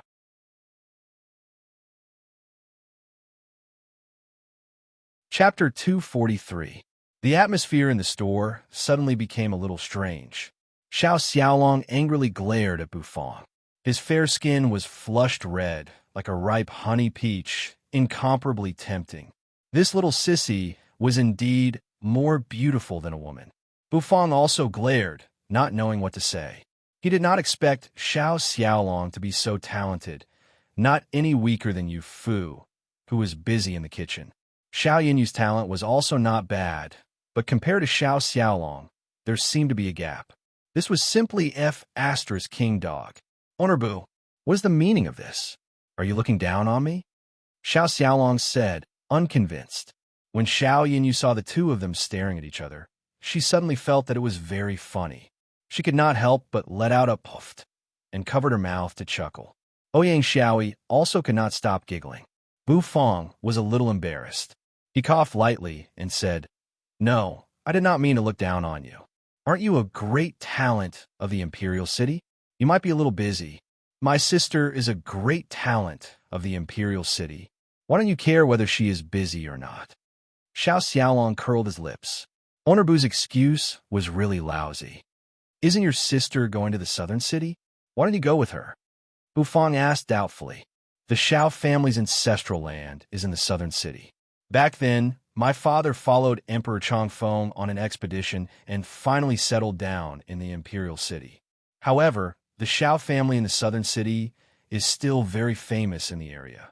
I don't know what happened these days, but the elders of the Xiao family asked me and my sister to go back. So my father asked my sister to go back, Xiao Xiaolong said truthfully. Xiao Yinyu nodded her head as she looked at Bu Fong apologetically. If she could really learn from Bu Fong, Xiao Yinyu would be very happy. All right then, go back and cook a dish of egg fried rice. Bring it to me tomorrow. If it meets my expectations, then the second apprentice will be you, Bu Fong said calmly to Xiao Xiaolong. Second, let me introduce the first apprentice. She is a woman from the Naga tribe, Yu Fu, Bu Fong said. Then, he turned toward the kitchen and called Yu Fu's name. Yu Fu was taken aback. She stopped what she was doing and walked out of the kitchen while wagging her tail. She then stood behind Bu Fong. She was a little bashful as she placed her hands on her waist and slightly bowed to Xiao Xiaolong and Xiao Yinyu. Yu Fu was very beautiful. Even though she was not as beautiful as Xiao Yinyu and Xiao and Ai Yin, she was already much more beautiful than the average woman. Xiao Xiaolong had always been a friendly person. After getting acquainted with Yu Fu, Xiao Xiaolong ordered a few dishes and ate with Xiao Yinyu. Then, he hurriedly returned to the Xiao mansion. Bu Fong looked at Xiao Xiaolong's back as he left, and the corner of his mouth curled up. He had finally found his second apprentice. In this case, he had completed the temporary mission given by the system. However, he would probably have to wait until Xiao Xiaolong obtained the system's approval and obtained his own stove in the kitchen like Yu Fu. Standing up from his chair, Bu Fong stretched his body and then walked toward the kitchen. Yu Fu, today, I will teach you how to make the red braised meat. Our red braised meat focuses on the control of true energy over the spirit energy in the meat. The kitchen was in full swing, and Xiaoyi was enthusiastically taking down the customers' orders. Imperial City's Xiao Mansion. Inside the majestic Xiao Mansion, there were pavilions, terraces, and the sound of flowing water lingering in the air. After a winter of silence, the flowers in the Xiao Mansion's garden were quietly flourishing. There were even brocade flowers that were in full bloom and swaying in the wind, emitting an enchanting fragrance. Ji Ru'er and Xiao Meng were strolling in the Xiao Mansion's garden. Accompanied by the fragrance of the flowers, they were chatting and laughing. A faint sense of happiness pervaded the air. Madam, you should spend more time with Yinyu and Xiaolong today. Tomorrow, Yinyu will be heading to the southern city. It might be half a year before we can see each other again. Xiao Meng gently said as he held Ji Ru'er's shoulder. The #1 expert of the imperial city was a burly man. It was rare to see him speaking in such a gentle voice. Yinyu should be fine after returning to the southern city, right? Why don't we ask you to go back with her? Ji Ru'er asked. It's fine. It's just that some small issues seem to have occurred in the Xiao family.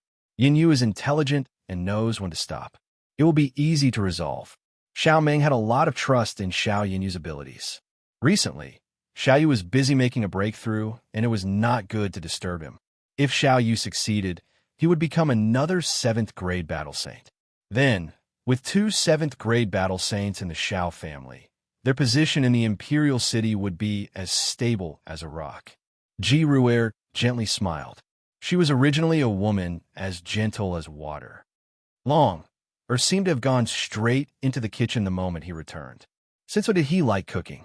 Xiao Meng was startled for a moment, and his face immediately turned serious.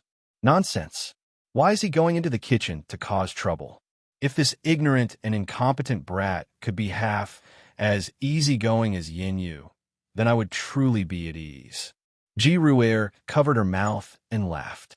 The two of them immediately left the garden and headed toward the kitchen. Once they entered the kitchen, they could smell the fragrance of eggs wafting from the kitchen. The two of them looked at each other and saw the astonishment in each other's eyes.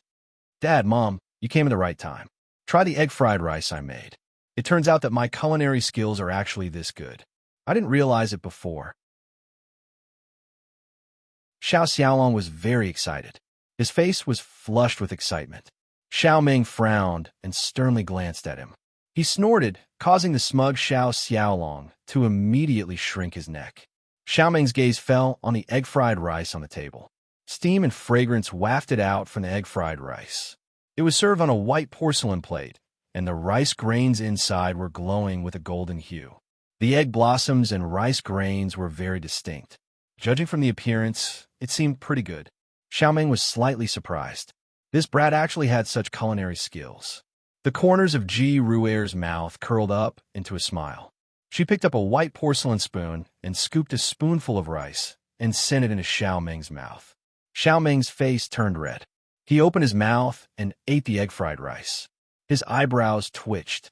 The taste was actually pretty good, even though it was still a lot worse than Owner Boo's egg-fried rice. Based on his understanding of Xiao Xiaolong, it was simply inconceivable that this brat could make egg-fried rice of this level. Could it be that he was possessed by Owner Boo? How is it? The taste is pretty good, right? Tomorrow, I'm going to become Owner Boo's apprentice.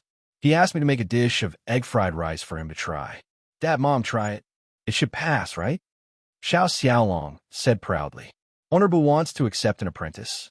Xiao Ming gave Xiao Xiaolong a puzzled glance. He felt that this was the most important matter. He's not accepting an apprentice. He's accepting an apprentice. Xiao Xiaolong corrected. Xiao Ming nodded his head and began to ponder while rubbing his chin.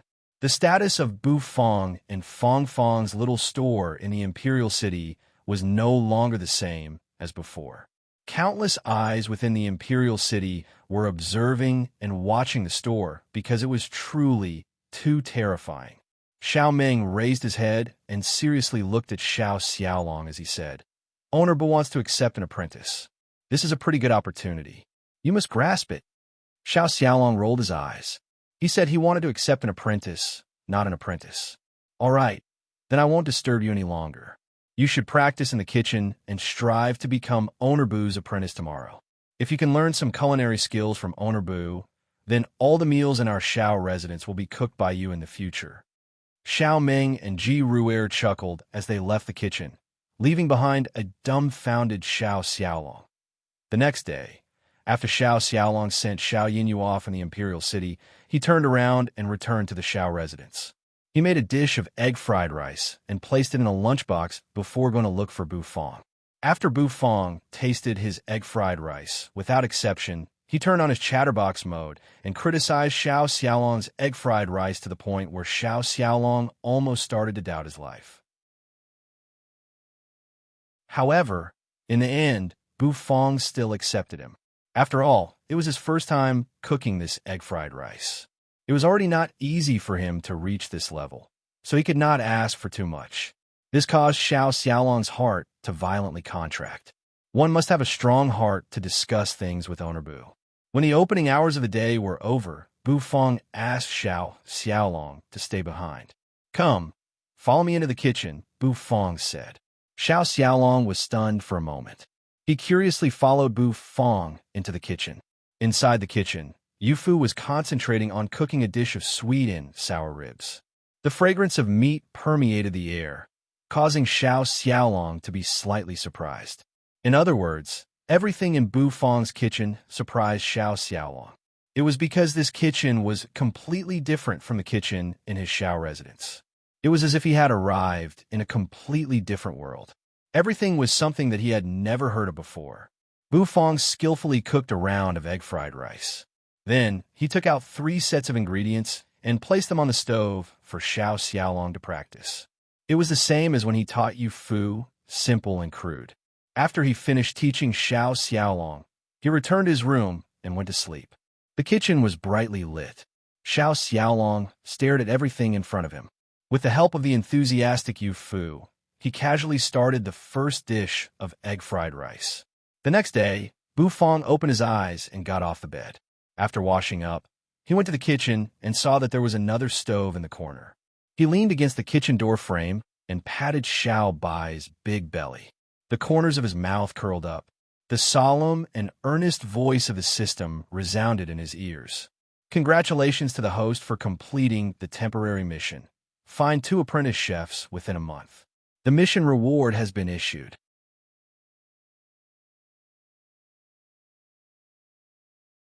Chapter 244.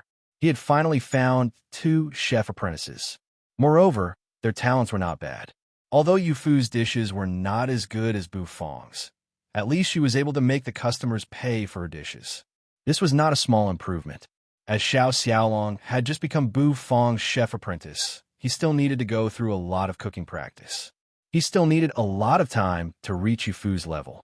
All of this required time to be honed. After all, culinary skills could not be practiced overnight.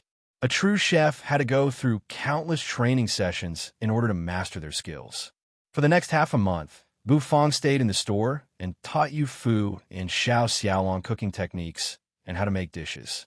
He mainly taught the 3 signature dishes: egg fried rice, sweet in, sour ribs, and red braised meat. These were also the 3 most popular dishes in the store every day. Every morning, rhythmic clacking sounds could be heard coming from Fang's little store. It was the sound of a kitchen knife colliding with a chopping board. Bufang, Xiao Xiaolong, and Yufu were all meticulously holding onto their kitchen knives, preparing and cutting the ingredients. This was a form of training their knife skills. Xiao Xiaolong originally planned to move into the store, but he was mercilessly rejected by Bufang. There was only one guest room in the store, and it had already been given to Yufu. Even though Xiao Xiaolong looked like a femme fatale, he was still a real man. Men and women should not touch each other, and Bufang was very clear about this point. The business of the store was on the right track. With the help of Xiao Xiaolong and Yufu, the pressure on Bufang was greatly reduced. Bufang taught them every day. After half a month, they could also cook good dishes. Host, please pay attention. The first transmission of the exotic delicacy map will begin in 2 hours. Bufang had just woken up in the morning. His eyes were still drowsy when the system's serious and solemn voice rang out in his mind. Bufang was slightly startled and did not understand what was going on. Will it start in 2 hours? Bufang yawned and got up from the bed. There were still 2 hours left. It was still early. After washing up in the bathroom, Bufang casually waved his hand in the air and took out a small notebook wrapped in cowhide from the system's storage. On it was a recipe record book. This was the reward that Bufang received after completing the temporary task. This notebook was very simple and unadorned, and there was an ancient array formation engraved on it. Flipping open the leather cover, what greeted his eyes was a piece of white paper. It was pure white, untainted by a speck of dust. This was a recipe notebook. As for how to use it, Bufang wasn't very clear. However, since it was a temporary task reward, it shouldn't just be a simple notebook. After flipping through it, Bufang suddenly felt a little bored. It was all white paper without any content. Putting away the notebook, Bufang put some clothes into the system dimensional bag and walked out of the room to the kitchen. Xiao Xiaolong had arrived early in the morning. He held a pair of knives in the kitchen and was cutting the ingredients. Owner Bu, good morning. Xiao Xiaolong raised his head and saw Bufang. He immediately greeted him with a smile. Ever since he came into contact with culinary arts, Xiao Xiaolong was completely fascinated by it. The great scholar immediately put down his pen and picked up a knife. He was even playing with it happily. Bufang nodded his head and looked at the 2 diligent people with satisfaction. The corners of his mouth slightly curled up. Yufu's relationship with Bufang had gotten closer. Therefore, she wasn't as shy as before. When she saw Bufang, she also smiled sweetly. Today, I will leave the store to the 2 of you. I might have to go out for a few days. During this period, the business of the store and the cooking of the dishes will depend on the 2 of you. Don't tarnish the reputation of the store. Bufang stood between the 2 of them and said calmly. Xiao Xiaolong and Yufu were startled and raised their heads. Owner Bu was going to leave the store? Owner Bu, where are you going? Without you in the store, we are so nervous.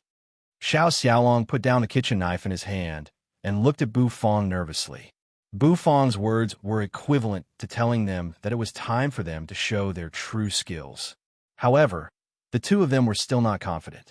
After all, it was Bufang who usually took care of them and cooked the ingredients. With Bufang around, they were more confident. Bufang glanced at him and said, "Don't panic." With Xiao Bai around, No one will dare to cause trouble in the store. Xiao Xiaolong grinned and didn't know whether to laugh or cry. Bufang didn't mean that.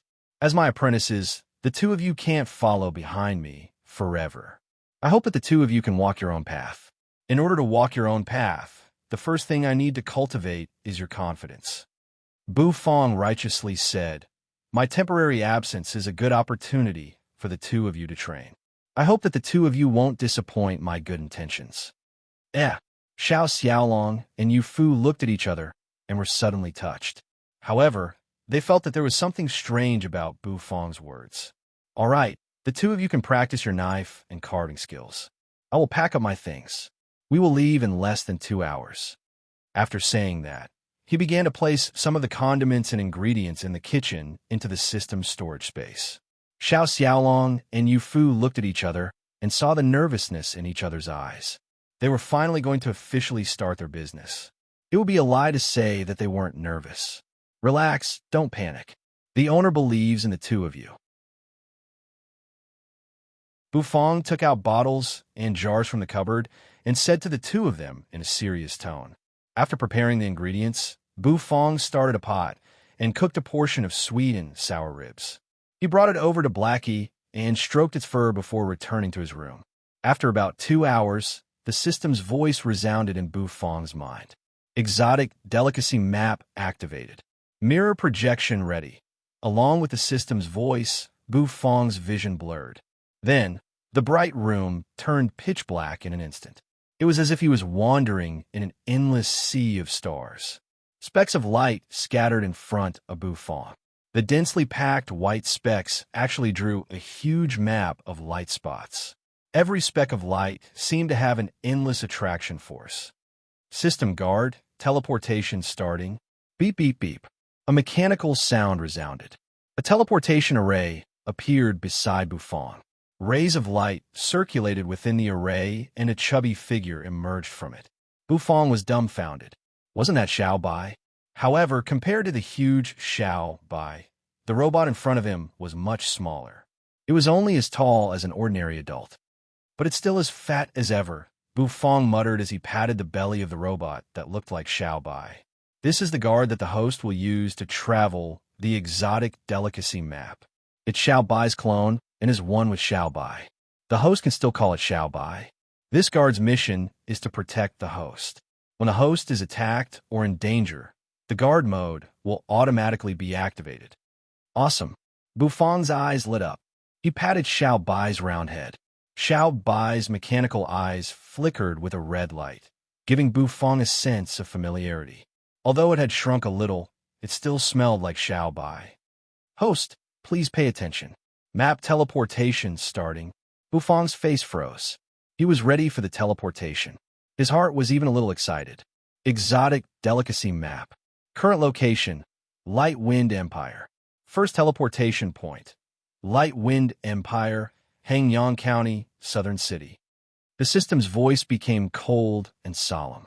With a buzzing sound, Bufang realized that white dots of light had appeared above his head. Those dots of light were rapidly drawing, forming a mysterious array. Bufang's vision became blurry. Then, he felt as if his entire body was being stretched. In the next instant, he disappeared from the room. Light Wind Empire, Hangyang County, 10 miles pavilion outside the southern city. Dots of light suddenly appeared in the air. Then, as the dots of light drew, a gust of wind howled. With a bit of a high profile, a figure walked out from the gust of wind.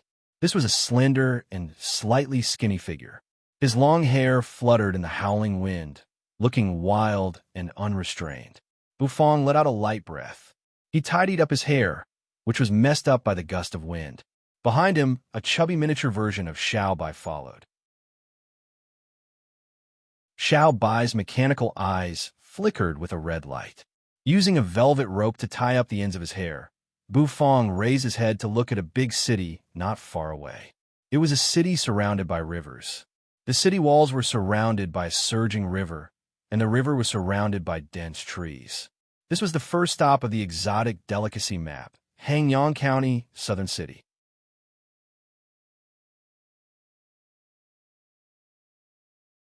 Chapter 245. Hanyang County, Southern City. The Hanyang County was located in the southern part of the Light Wind Empire. The Light Wind Empire was not small and was divided into 7 large counties. Each county had many large cities. 7 counties, 3 cities, and 1 large island. This was a general map of the Light Wind Empire. The Hanyang County was one of the 7 counties. The so-called 3 cities refer to the 3 ancient cities, including the imperial capital. The imperial capital, Western Mystery City, and Border City were the so-called 3 ancient cities. They all had a long history. Among them, Western Mystery City existed even before the Light Wind Empire was founded. Its history could be traced back to many dynasties. As for the last big island, it referred to the big island closest to the Light Wind Empire's endless sea domain, the Moon God Island. This was the first big island that Emperor Changfeng led his troops to conquer. Originally, this island was the mountain gate of the Moon God Palace. After the Moon God Palace was destroyed by Emperor Changfeng, this big island became part of the Light Wind Empire's territory. There were many other large islands near the Moon God Island. The most famous one was the Mahayana Island, which was one of the most terrifying forces among the 10 great sections. Southern City was located in the Hanyang County. Although the Hanyang County was not the strongest among the 7 counties, it was common knowledge that it was the richest county in the Light Wind Empire due to its proximity to the sea. Southern City was one of the most important large cities in the Hanyang County. After Bufang tidied up his messy hair, he gazed at the towering city walls of the Southern City. Compared to the towering city walls of the imperial capital, the city walls of the Southern City were less majestic and sturdy. The 10 Miles Pavilion was a small rest stop on the official road of the Southern City. At this moment, there were few people around. After a short rest, Bufang strode toward the Southern City. His goal for this trip was to find delicious food. Every place had its own unique delicacies. Because of the different customs, the flavors of the delicacies formed were also different. Outside the city walls of the Southern City, there was a surging river. The water in the river was rapid, and the sound of the water was deafening. In the river, there were fishing boats swaying. On the boats, there were fishermen casting fishing nets to catch the fat fish in the river.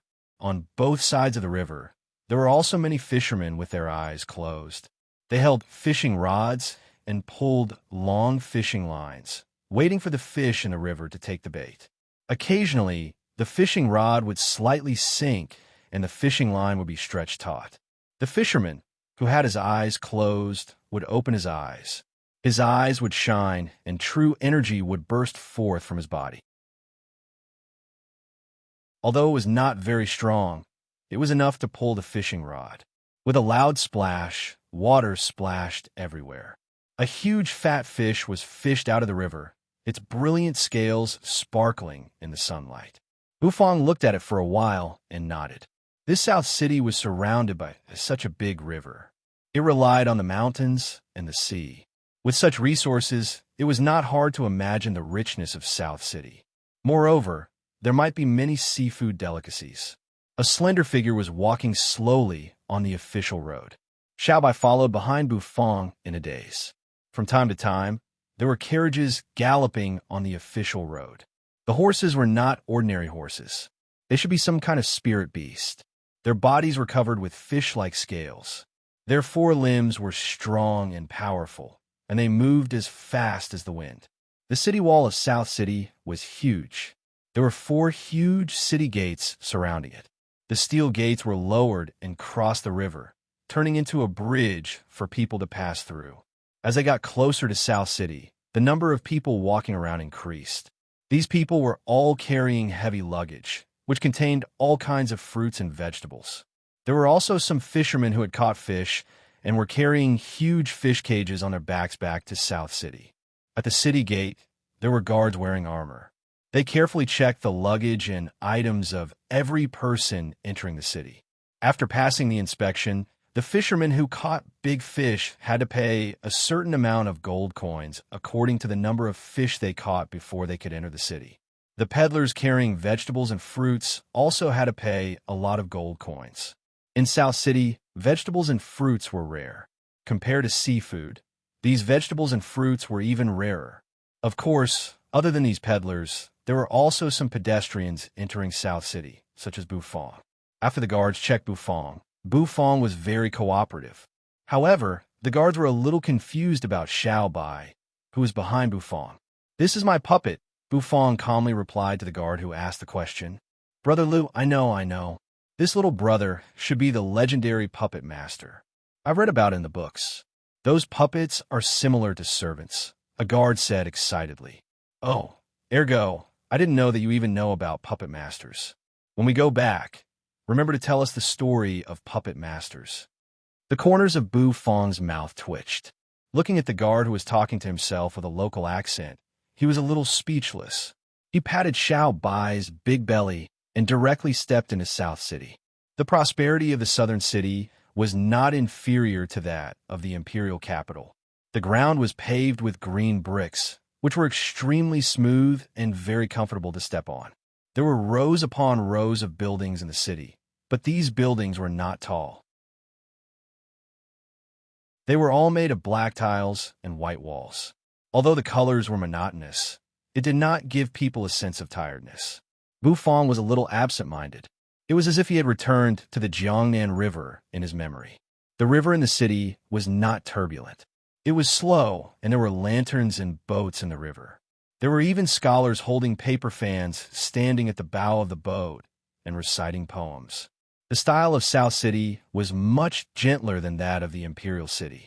Perhaps this was the so-called regional difference. Bufong walked on the streets with more and more people. The people around him were slightly lazy. On both sides of the street, there were also many small vendors hawking their goods. The fragrance of delicious food wafted in the air, bringing with it an alluring charm. "Oh, handsome little brother, come on. Happy. The spring fragrance brothel welcomes you." Bufong was curiously looking around. Suddenly, a voice full of charm rang in his ears.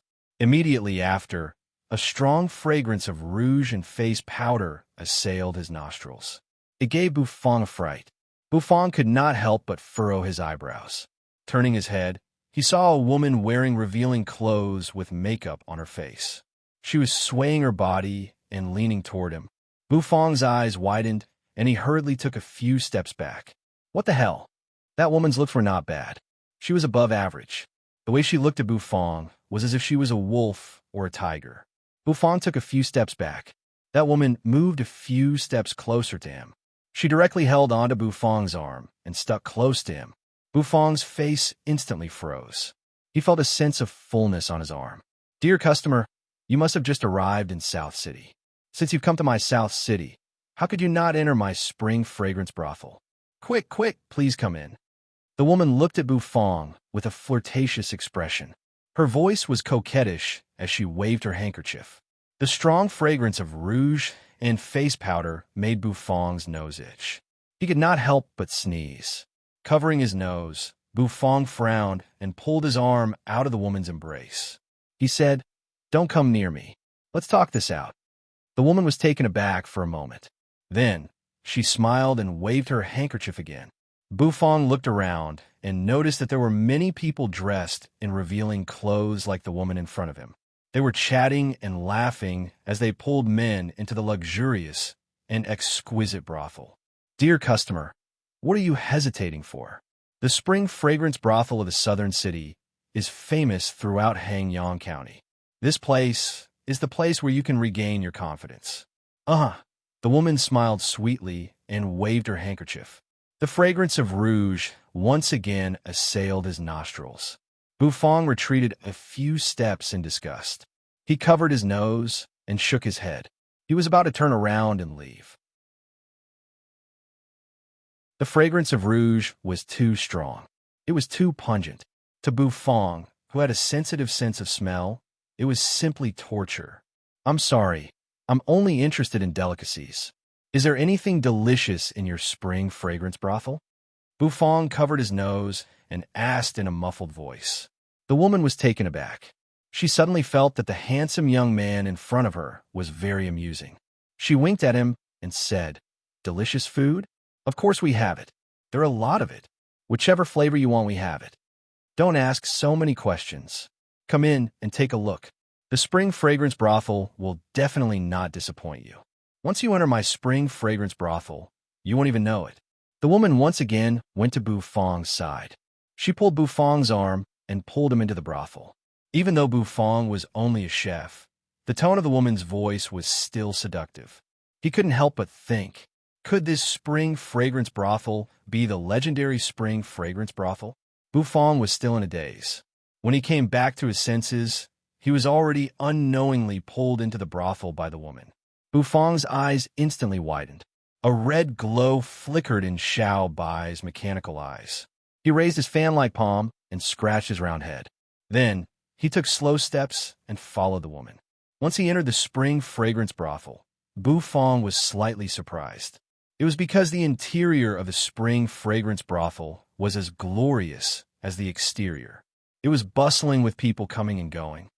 Sisters, it's time to welcome our guests. The woman pulled Bu Fong into the brothel. She waved her handkerchief and shouted at the top of her lungs. Then, under Bu Fong's dumbfounded gaze, a group of girls came out of the brothel and giggled. A bad premonition suddenly gushed out from his heart. Did he enter the wrong place? Could it be that this place was really the legendary paradise for men?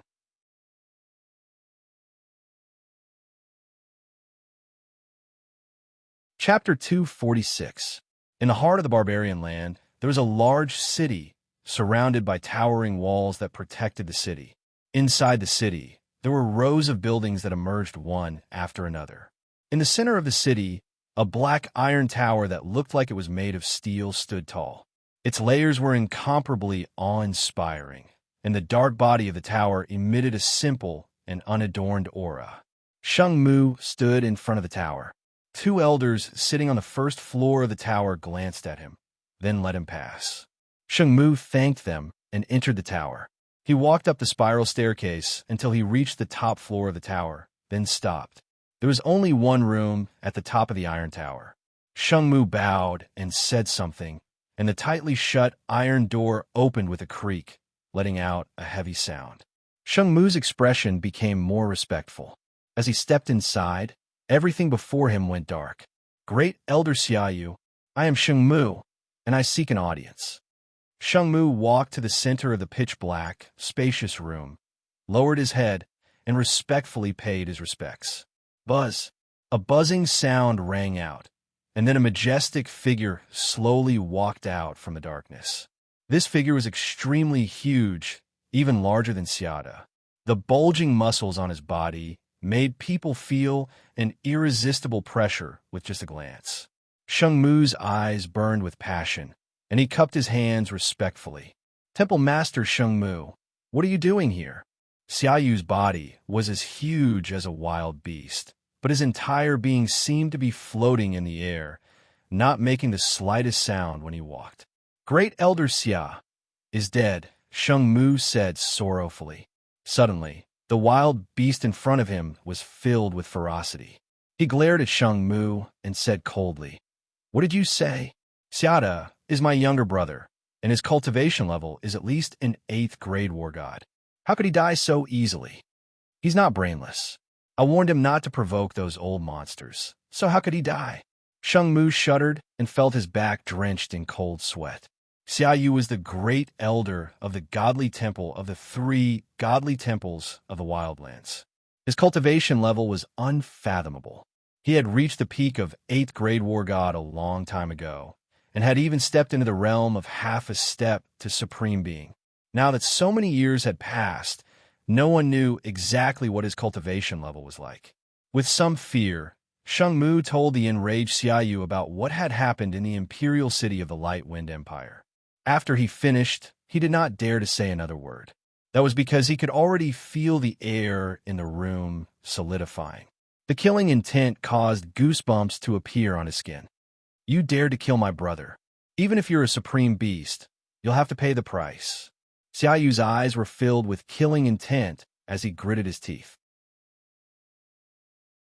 Then his cold eyes swept over Sheng Mu, and he spat out a single word. Scram! Sheng Mu's face paled. He lifted his head and glanced at Xiaoyu. His face was a little sullen, but he did not say anything. He turned around and left. Walking out of the Iron Tower, Shang Mu's face was extremely gloomy, but in the end he cracked open his mouth and laughed loudly, his laughter echoing all around. Bufang could confirm that he had indeed entered a legendary man's paradise. It was said that the Jiangnan area was full of amorous men, and the southern city was also considered the southern part of the Light Wind Empire. It was similar to the Jiangnan area in his previous life, but he did not expect that even this amorous place would be so obvious. In the imperial city, because it was the foot of the emperor, a place of amorous women like the Spring Fragrance Brothel would not dare to be so brazen. Bufang was a young and ambitious chef in his previous life, so how could he understand the tricks of the Spring Fragrance Brothel? A place of amorous women was decorated to the point that it could compare to the courtyards of an imperial palace. The southern city was indeed the richest land in the Light Wind Empire, and there were indeed many rich people. Bufang's expression did not change, but he was a little nervous. A place of amorous women. It sounded like a great place. He wondered if the dishes inside were delicious, and if there would be Southern City's specialty dishes. If Aunt Lu, who was holding on to Bufang's arm, knew that Bufang's mind was actually thinking about dishes, she would definitely throw a shoehorn at his face. A man like you came to the Spring Fragrance Brothel just to eat dishes? Can't you be a little more ambitious? Even though he was a little excited and was surrounded by a group of women, his expression was incomparably calm. He was brought by Aunt Lu to an extremely lavishly decorated room. Sitting at the table in the middle of the room, Aunt Lu smiled sweetly. She waved her hand and called two young and beautiful women over. Serve this little brother well. This little brother likes special flavors. Remember to bring a few more in? Aunt Lu, don't worry. This little brother is so handsome. I am very excited. Aunt Lu immediately covered her mouth with a handkerchief and laughed.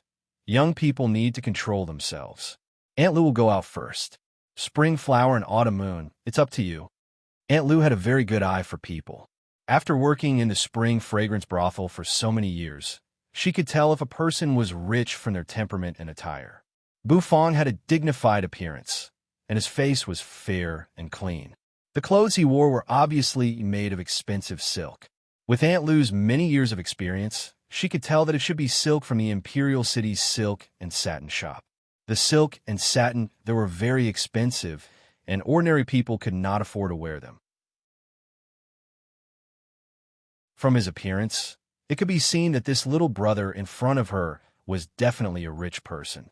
He might even be a young master from the Imperial City who came to the Southern City to play. If not for this, no matter how handsome Bufang was, she would not personally invite him. As the crowd dispersed, the chattering of the orioles gradually quieted down. Bufang's heart also relaxed, and he exhaled a breath. Young master, I heard from Aunt Lu that you like special flavors? Spring Flower was a very young girl. Her skin was so white that it seemed like water could be squeezed out of it. Her eyes were like water as she looked at Bufang. How could she not be tempted by a handsome young master who was so highly praised by Aunt Lu? Even though we two sisters are not the top girls in the Spring Fragrance Brothel, our beauty is not low in the Spring Fragrance Brothel. Furthermore, Qiuyu's eyes were watery as she took small steps toward Bufang. She placed her soft and tender hands on Bufang's shoulder and said in a sweet voice, "We sisters have many flavors. Whatever flavor you want, we sisters can make it for you." Bufang knitted his eyebrows. The fragrance of the rouge coming from Qiuyu's body almost made him sneeze again. However, he rubbed his nose and endured it. He calmly scanned the luxuriously decorated room. The corner of his mouth curled up, and he poured himself a cup of tea. The rich aroma of tea was emitted from the teacup. After taking a sip of the tea, Bufang's eyes slightly lit up as he tasted a faint bitterness. This tea is not bad. Spring Flower and Qiuyu were immediately startled. They did not understand what was going on. I'm a little hungry. Do you have anything delicious here? Bufang looked toward Qiuyu, who was the closest to him. He had seen many beautiful women. Even though Spring Flower and Qiuyu were also very beautiful, compared to Xiao Yinyu and Ni Yin, who were at the level of calamity. Young master, are you hungry? I will go and prepare something for young master. Springflower was startled for a moment. Then, she chuckled and turned around to walk toward the door. Oh, remember to bring a portion of every dish. If there is a specialty of the southern city, remember to bring it. Bufong looked at Springflower's swaying figure and seriously added. Springflower, who had just walked out of the door, almost staggered. Young master, you are so funny. This was the first time she saw a customer ordering dishes at the Spring Fragrance brothel. She even reminded them to bring the specialty dishes. Did she think this was a restaurant? The environment of the Spring Fragrance brothel is indeed not bad. It would be better if there was less of the rouge smell. Everywhere is filled with a dense pink color. Just looking at it is annoying. Bufong thought. Xiaoyu looked at Bufong, who was drinking another mouthful of tea. She walked behind Bufong and stretched out her soft hands to massage Bufong's shoulders. Young master, you haven't told me what flavor you like. Aunt Lu told me to take good care of young master. Bufong felt a strange feeling from the massage on his shoulders. His face instantly became a little weird. He coughed and said that, don't massage anymore. It's so uncomfortable. Open the door. My puppet is still outside. Bring him in. Xiaoyu was startled. Puppet? When she opened the door, Xiaoyu almost jumped in fright. A chubby lump of iron with red eyes was standing at the door. That's him. Bring him in. Then, hurry up and serve the dishes. Bufong said. After Xiaoyu brought Xiao Bai into the room, the charming atmosphere in the room instantly dissipated a lot. Xiaoyu also felt that it was extremely strange. Did this brother in front of her really come to visit the Spring Fragrance brothel? Why did she feel that it was so strange? After a while, Springflower returned. Behind her, there were a few maids. These maids were not old, and their faces were still a little inexperienced. They placed the dishes that emitted a rich aroma on the table. Each of the dishes made people's eyes light up. Bufong looked at the dishes and let out a long breath. The dishes looked much more comfortable. Young master, this is the southern city's famous lotus soup. The taste is not bad. This is the drunken fragrant fish. This is the lovesickness lotus root. Springflower extended her slender fingers and pointed at the dishes. She recited the names of the dishes and introduced them to Bufong. Bufong lightly nodded his head. He picked up the chopsticks and picked up a piece of the so-called lovesickness lotus root. When the lotus root entered his mouth, it was crispy and sour. Bufong immediately furrowed his brows. Bad review. The lotus root used for the lotus root is too old. The taste is too bad and there's too much vinegar. Springflower and Xiaoyu, the two women, looked at the chatterbox Bufong and were instantly stunned. The maids who served the dishes also opened their mouths wide. They did not understand what was going on. Brother, what are you doing? Did you really come to the Spring Fragrance brothel to taste the dishes?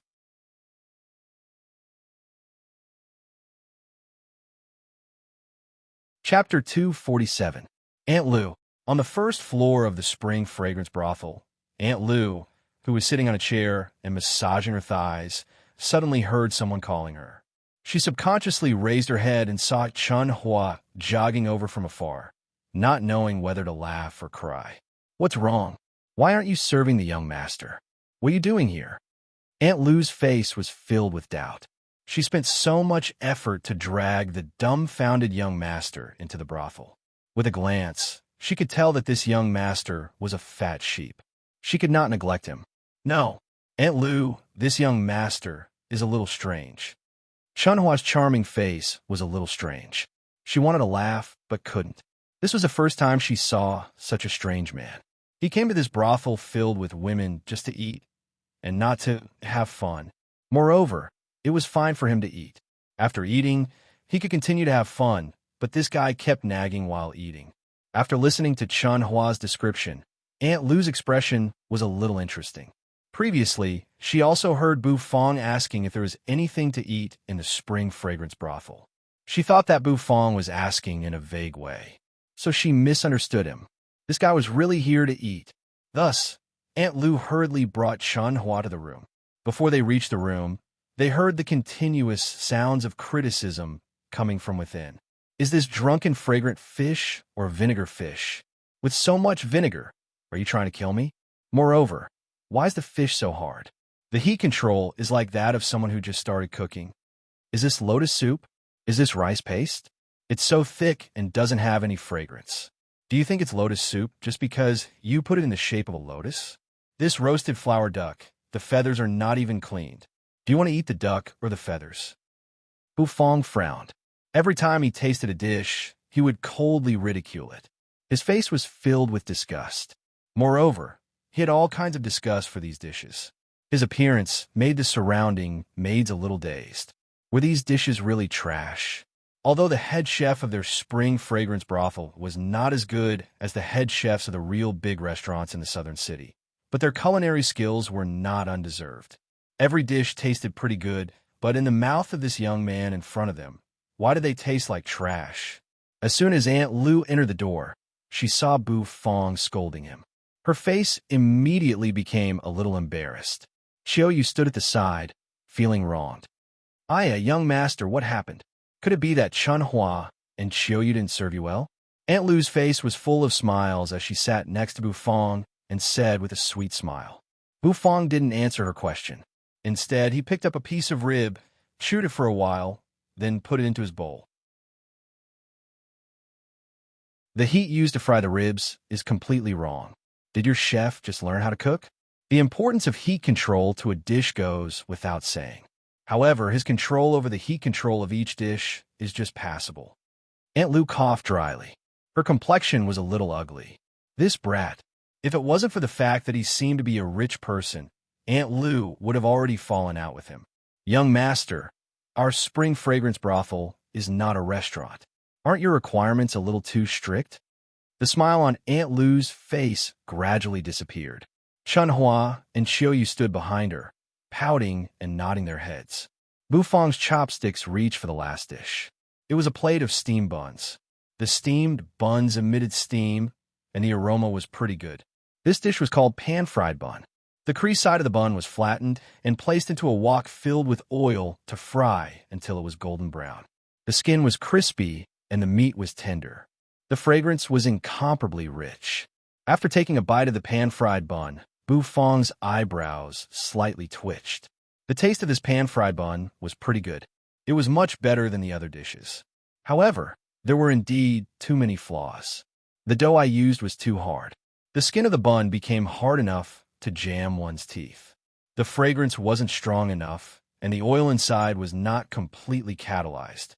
The control of the heat when frying the bun was also not good enough. "Young master?" Aunt Lu looked at Bu Fong, who was about to start talking nonstop again. Her expression froze, and she directly interrupted him. Bu Fong's expression was indifferent. He put down the chopsticks in his hand and said, "No matter where it is, since you are providing dishes here, then you have to be responsible for the dishes. Because dishes are also one of the methods to retain customers. Since you are a chef, you have to pay attention to every dish. Being strict is for your own good." After hearing Bu Fong's words, the coldness on Aunt Lu's face became even colder. The dishes were brought over to be eaten. As long as they could fill their stomachs, it was fine. Wasn't the purpose of coming to the spring fragrance brothel to fill their stomachs and have the strength to do things that everyone knew? Why did Bu Fong have so many tricks up his sleeves? Was this brat here to cause trouble on purpose? Or could it be that this brat in front of her was a professional chef? "Young master, although my spring fragrance brothel is a place of pleasure in the South City, it is not a place where anyone can bully and humiliate us. This servant saw that young master has a dignified appearance and initially thought that you might be some elegant young master from a noble family. It seems like I, Aunt Lu, have made a mistake this time. You are so conflicted about the dishes and so picky about the delicacies, yet you can still speak so logically and logically. Could it be that you are a chef?" The more Aunt Lu spoke, the more impolite she became. In the end, she even changed the way she addressed him from young master to sir. This was the rhythm of completely falling out. However, Aunt Lu was indeed not afraid of falling out. The power of her spring fragrance brothel in the South City was not something an ordinary person could imagine. Those who came here to cause trouble basically did not have a good ending. That's right, I am a chef. Bufang nodded his head seriously. Puchi, Chunhua, and Xiaoyu, who were behind Aunt Lu, immediately covered their mouths and sneered. Chef. This fellow in front of them was actually a chef. Previously, they thought that this fellow was a rich young master and even became complacent. They did not expect that the other party was only a poor and shabby chef. Chunhua and Xiaoyu recalled that this rather handsome young man in front of them might be the same as the other chefs in the kitchen, wearing a white robe that was filled with oil stains and a towel that was filled with ash stains around his neck. His face was greasy, and he was sweating nonstop. Instantly, the two of them could not help but shiver. When Aunt Lu heard that, her phoenix eyes widened. The last bit of smile that was left on her face disappeared as she looked coldly at Bufang. Chef? This fellow in front of her was actually just a chef. How much money could a chef have? Huh. The more Aunt Lu thought about it, the angrier she became. Her palm fiercely slammed onto the table, and the dishes on the table suddenly let out clattering sounds. The maids in the room all looked at Aunt Lu fearfully. Chunhua and Xiaoyu also took a step back in fear.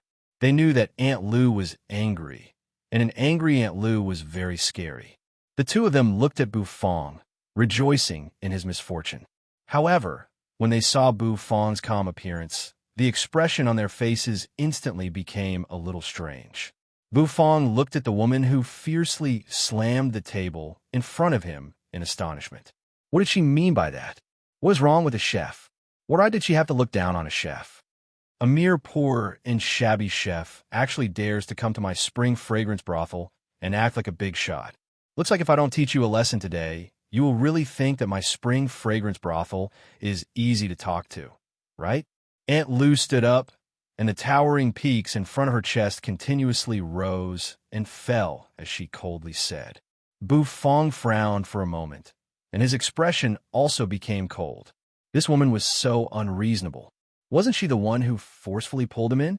How did it become him coming here to act like a big shot? Chunhua, go and call the guards over.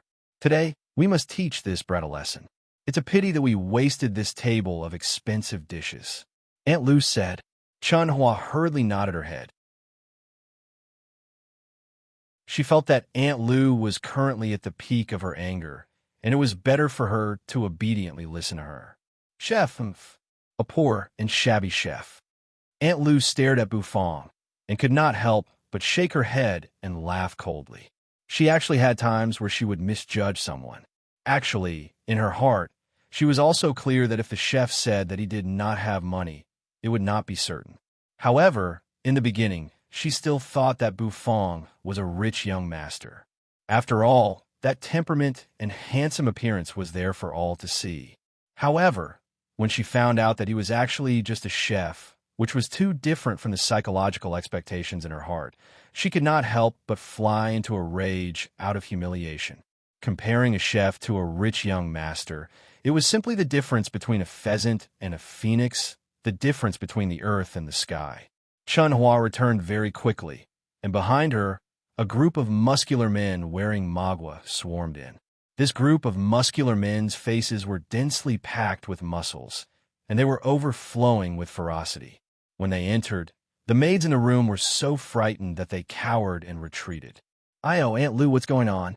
Which inconspicuous person is causing trouble again? Io, the one causing trouble this time is Xiaobai's face. The leader of the muscular men looked at Aunt Lu lecherously and said with a face full of smiles, Bodyguard Shun, this brat has no money, and he is only a poor and shabby chef. How dare he come to our spring fragrance brothel to swindle people, and even despise our spring fragrance brothel's food? You can deal with him as you see fit. Aunt Lu's expression softened a little, and she pointed at Bufang and said coldly, Io, brat, you're quite bold. How dare you come to my spring fragrance brothel to cause trouble? Are you tired of living? Bodyguard Chen's eyes instantly widened. Holding the fire stick in his hand, he stepped on the chair beside Bufang and looked at Bufang from the corner of his eyes. The guards behind him also looked at Bufang with hostility, and they looked at him with ridicule. Coming to spring fragrance brothel to cause trouble. Was he courting death? Swoosh! The teapot was raised slightly, and steaming hot tea flowed out from the spout of the teapot and was poured into a cup. Bufong held the teacup and calmly took a sip. He smacked his lips. In this spring fragrance brothel, the only thing that could barely satisfy him was the tea in front of him. After drinking the tea, Bufong then looked at the group of people in the surroundings unhurriedly. Looking at bodyguard Chun, who was glaring at him like a tiger, and Aunt Lu, who was filled with disgust, the corners of his mouth suddenly twitched.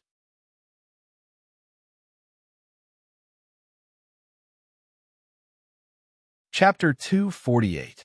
Bufong's calm demeanor startled the crowd. Guardchen narrowed his eyes, and the muscles on his face slightly trembled. This brat's calm demeanor completely ignited the anger in his heart. What is this? Are you looking down on the guards of the spring fragrance brothel?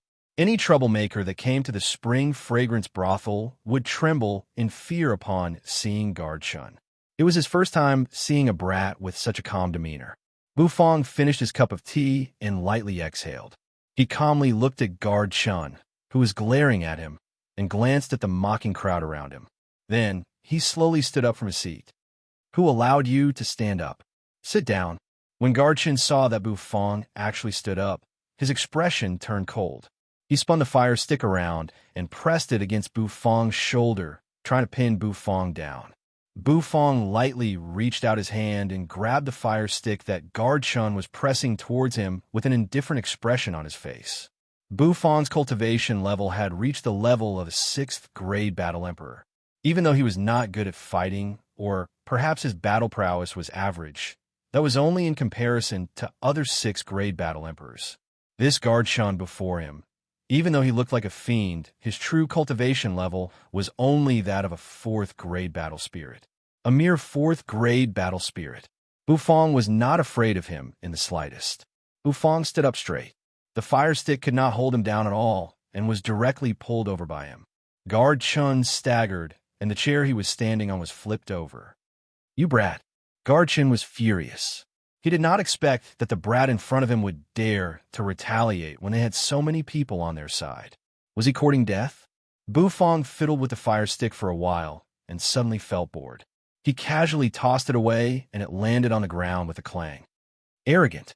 You are the first to dare to be so arrogant in the spring fragrance brothel. Guard Chun was furious. The true energy in his body suddenly surged, causing the howling wind in the room. Bufong furrowed his brows. Was this guy not done yet? Boom! An aura burst forth from bodyguard Chen's body, and the corners of his mouth curled up into a complacent smile. Amongst the guards of the heavenly fragrant pavilion, his cultivation was the highest. This was also the reason why he was able to become the head of the guards. And what he was most proud of was his cultivation. A 4th grade battle spirit was already considered an expert in the southern city. The southern city was a large commercial city, so there were very few true experts. Bufong calmly glanced at him. He did not know where this burly man's confidence came from. A 4th grade battle spirit. Bufong, who had even met 8th grade war gods, did not think that a 4th grade battle spirit was anything special. Stop fooling around. He couldn't be bothered to argue with these people. Bufong calmly said. Then, the energy vortex within his dantian spun, and true energy burst forth from his body. A surge of pressure was directly released. Before bodyguard Chun could even release the true energy he had just summoned, he felt the pressure and was immediately startled. In front of him, the fair-skinned pretty boy had suddenly turned into an incomparably tall and majestic mountain, pressing down on him to the point that he could hardly breathe. What a terrifying aura bang! The true energy on bodyguard Chen's body was immediately shattered. He staggered a few steps back and immediately fell on his butt.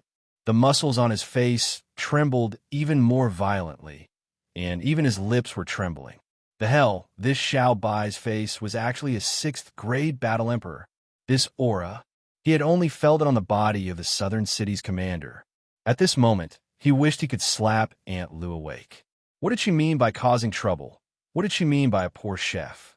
The person in front of him was a 6th grade battle emperor. The other party could crush him with a single finger. Causing trouble? What a joke. Even the people behind the spring fragrance brothel would not dare to offend a sixth-grade battle emperor. In the southern city, a sixth-grade battle emperor was a true expert. Buffon's pressure was not the kind of overbearing pressure. It was somewhat indifferent, just like his personality. However, it was still the pressure of a sixth-grade battle emperor after all. Everyone present felt a little breathless from the pressure. Buffon's gaze swept across the crowd.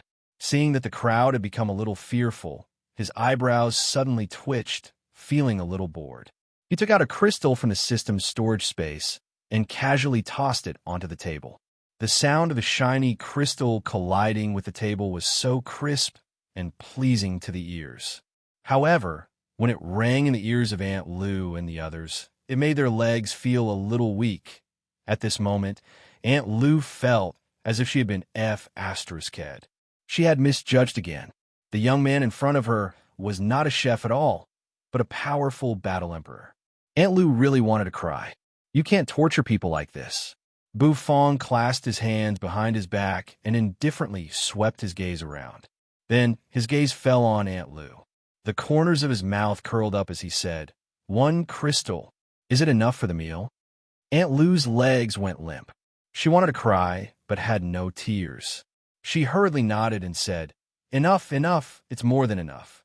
1 crystal was enough to buy this room, not to mention this table of dishes." These dishes were all made with ordinary ingredients and were not worth much at all. "All right, then I will ask you another question. Answer me truthfully," Buffon lightly said. Aunt Lou's heart tightened as she continuously nodded. "Tell me about the specialties of the southern city. Where can I taste the specialties of the southern city?" Buffon seriously said. Aunt Lou was dumbfounded. The surrounding people were also dumbfounded. He was actually asking about food? No one expected that Buffon would actually ask such a question in the end. It was simply a little funny. Aunt Lou secretly heaved a sigh of relief. As long as Buffon did not tear down this spring fragrance brothel in a rage, she would be satisfied. "Young master, didn't you just taste our southern city specialties? It's that pan-fried pork bun. In the southern city, pan-fried pork bun is one of the most authentic delicacies. The pan-fried pork bun you just ate was made by the chef of Spring Fragrance Brothel. It's normal that the taste is not to your liking because it is not the authentic pan-fried pork bun," Aunt Lou said. Buffon was stunned. Pan-fried pork bun? So pan-fried pork bun was the southern city specialties? No wonder the taste was so much better than the other dishes. "Then where can I go to eat the authentic pan-fried pork bun?" "You can't. The only person who can make the authentic pan-fried pork bun in the southern city today is Miss Lin from Lin's Bun Shop. Not only did Miss Lin inherit her grandfather's skills, she is also very beautiful. She is known as the Bun Beauty by the people of the southern city. It's a pity that Miss Lin has married into the wealthy Shao family of the southern city and no longer makes pan-fried pork bun. So it's very difficult to eat the authentic pan-fried pork bun nowadays," Aunt Lou sighed. Thinking back to when Lin's Bun Shop was popular, the long queue could stretch across the street. It was a pity that such a spectacular scene could not be seen anymore. That delicious pan-fried pork bun could no longer be eaten. Why did she stop making pan-fried pork bun? How could such a skill be lost? Buffon frowned and asked in confusion. Aunt Lou cautiously glanced at Buffon and said, "Isn't this all because of that Shao family's second master? He doesn't like Miss Lin showing her face in public all day, so he stopped her from making pan-fried buns. That's why Lin's Bun store closed down. The wealthy Shao family of the southern city? Since it was an authentic delicacy, how could they let it disappear just like that?" Buffon was a little displeased. He came to the southern city in search of authentic delicacies. Was he supposed to return empty-handed? "All right, thank you for telling me." Buffon took a deep breath and glanced at the nervous crowd around him. He retracted the pressure within his body and, without another word, turned around and stepped out of the door. Xiao Bai's mechanical eyes flickered with a red glow as he followed closely behind. The two of them quickly left the spring fragrance brothel. Everyone in the room let out a long sigh and slumped onto the ground. The pressure of a sixth-grade battle emperor almost suffocated them. Fortunately, this young master did not intend to cause trouble. Bufong did not intend to cause trouble in the first place. He was only here for the delicacies, even though the dishes in the spring fragrance brothel were not up to his expectations. Once again returning to the bustling streets of the southern city, Bufong stretched his body. Without the smell of rouge and powder around him, Bufong felt relaxed. Owner Bu, just as Bufong was stretching his body, a gentle and pleasant female voice rang out from behind him. Bufong's pupils immediately constricted and his face stiffened. His stretching action was also stuck halfway. What the hell? In the southern city, why would there be someone calling me Owner Bu? Bufong's heart trembled. He slowly turned his head around and saw a gentle, elegant, and dazzling woman. The woman wore a veil, and her eyes were as mesmerizing as the autumn waters. Xiao Yinyu's limpid eyes contained a trace of disbelief. She looked at the spring fragrance brothel beside her, then at the dumbfounded Bufong. It was as if she had discovered a new continent. I didn't expect you to be like this, Owner Bu, Xiao Yinyu said in a daze.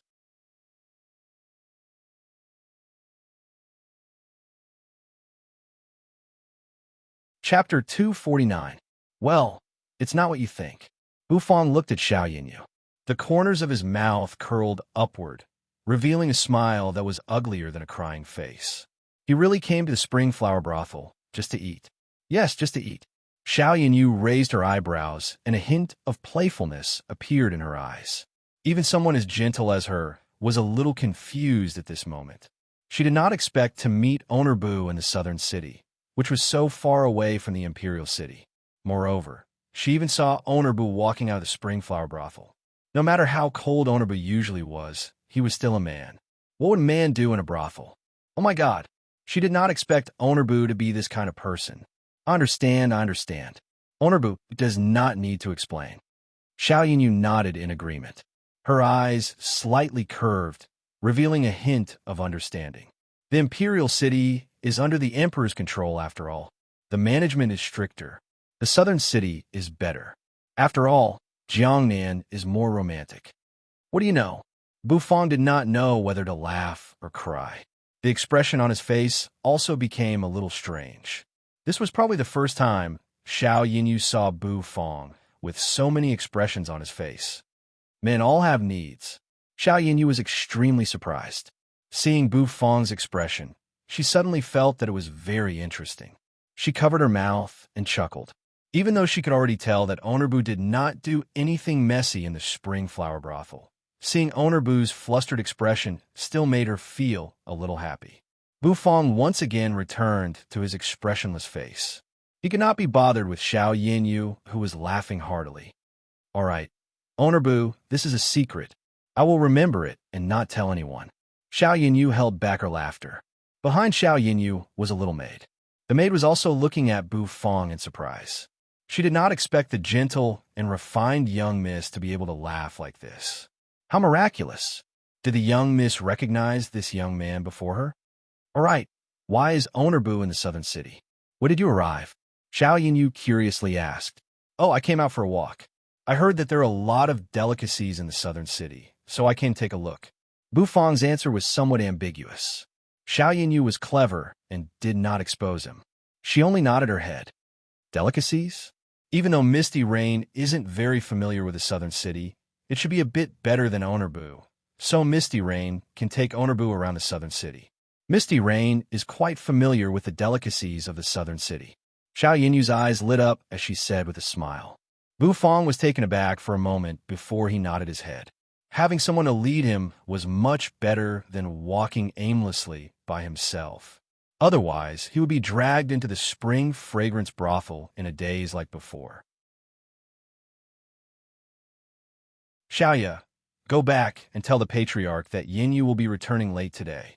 Xiao Yinyu's expression suddenly turned cold as she indifferently said to the little maid behind her.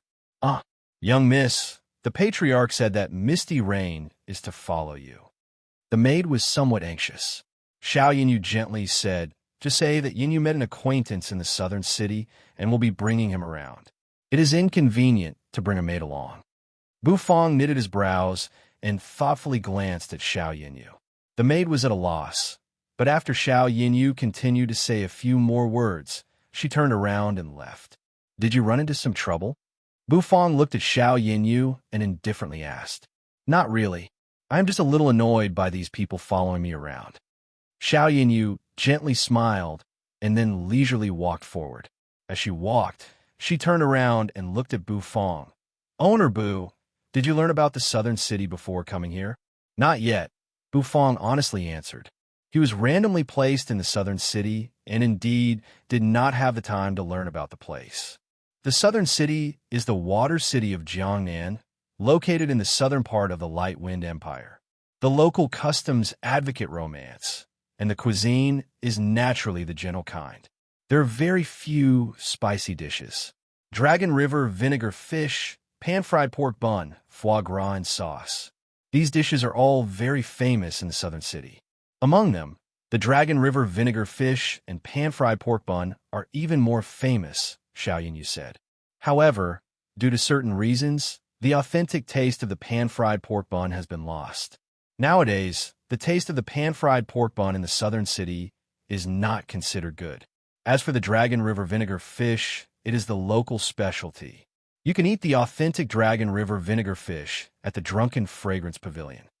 Xiao Yinyu indeed knew more about the southern city than Bu Fong. At the very least, her explanation was clear and logical. Many of the local customs made Bu Fong nod his head repeatedly. Among them, the analysis of the dishes was the focus of Bu Fong's attention. The names of Dragon River vinegar fish, pan-fried pork bun, and other appetizing dishes made Bu Fong's eyes light up. Suddenly, Xiao Yinyu stopped in her tracks. Bu Fong pointed at a small stall at the corner of an alleyway in the distance.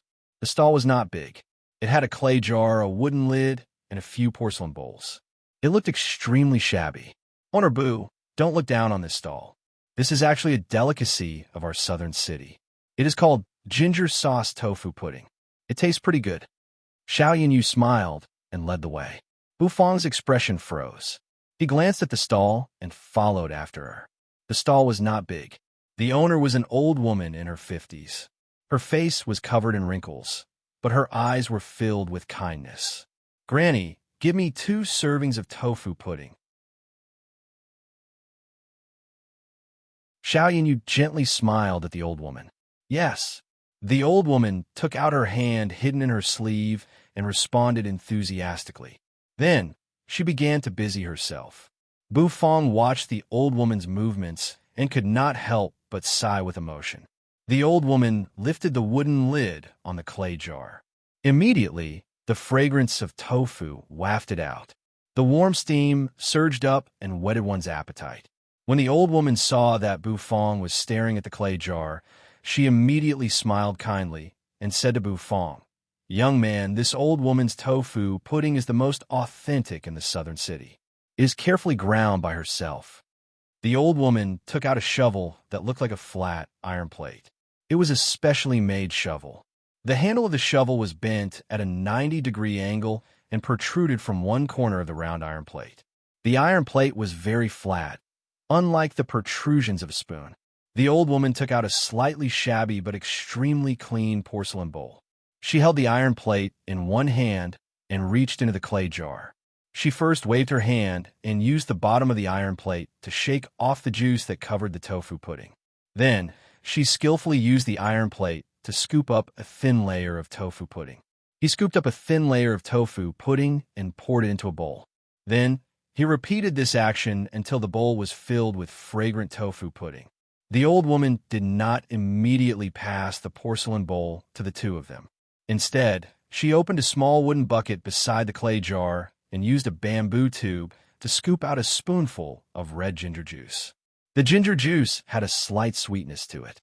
When it was poured into the tofu pudding, it caused the white tofu pudding to burn with a layer of red. It was as beautiful as a ruby.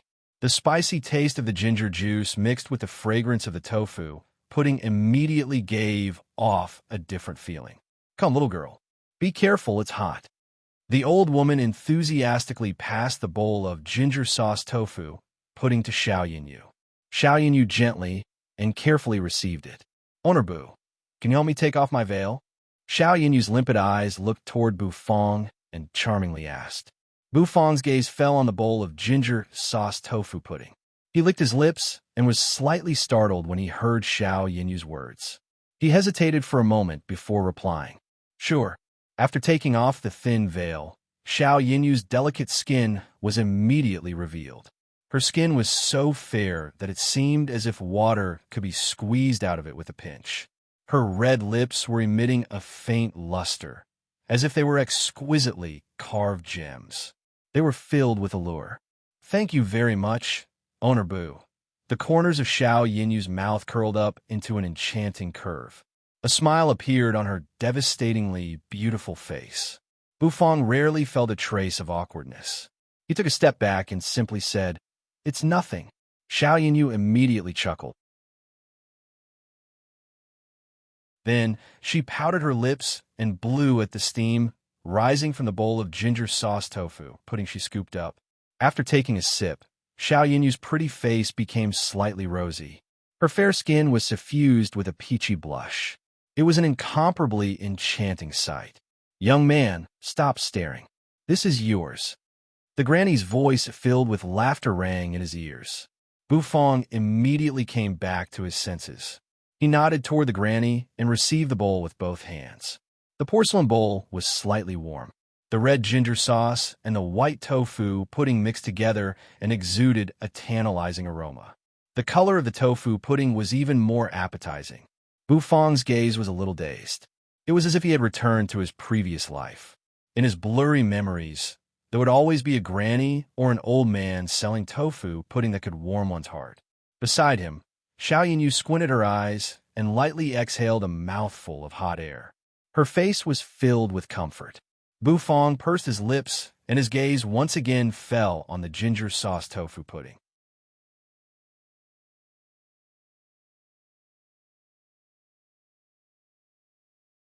Chapter 250. Using a white porcelain spoon, he scooped up a spoonful of extremely smooth and tender tofu pudding.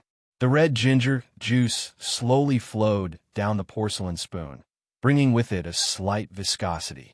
Warm air burst forth from the tofu pudding, bringing with it a different kind of fragrance, as well as the unique spiciness of the ginger juice. As Bu Fong placed the spoonful of tofu pudding into his mouth, the smooth and tender texture instantly enveloped his mouth. As it flowed on the tip of his tongue and touched his taste buds, Bu Fong's eyes slightly lit up. The spiciness of the ginger juice contained a hint of sweetness. As it traveled through his mouth, he could not help but feel happy. The smooth and tender tofu pudding entered his mouth with a slurping sound. There was no need to chew at all as it flowed through his mouth and into his stomach. Along the way, it warmed his esophagus and stomach. As Bu Fong took a bite, his eyes also squinted like Xiao Yinyu. He had to admit that the granny's stall by the side of the street always had a different kind of taste. It gave off a very authentic feeling and made him feel very comfortable. Bu Fong continuously scooped up the tofu pudding and finished it in a short while. The granny's tofu pudding was very abundant. Xiao Yinyu could not eat anymore after eating less than half a bowl.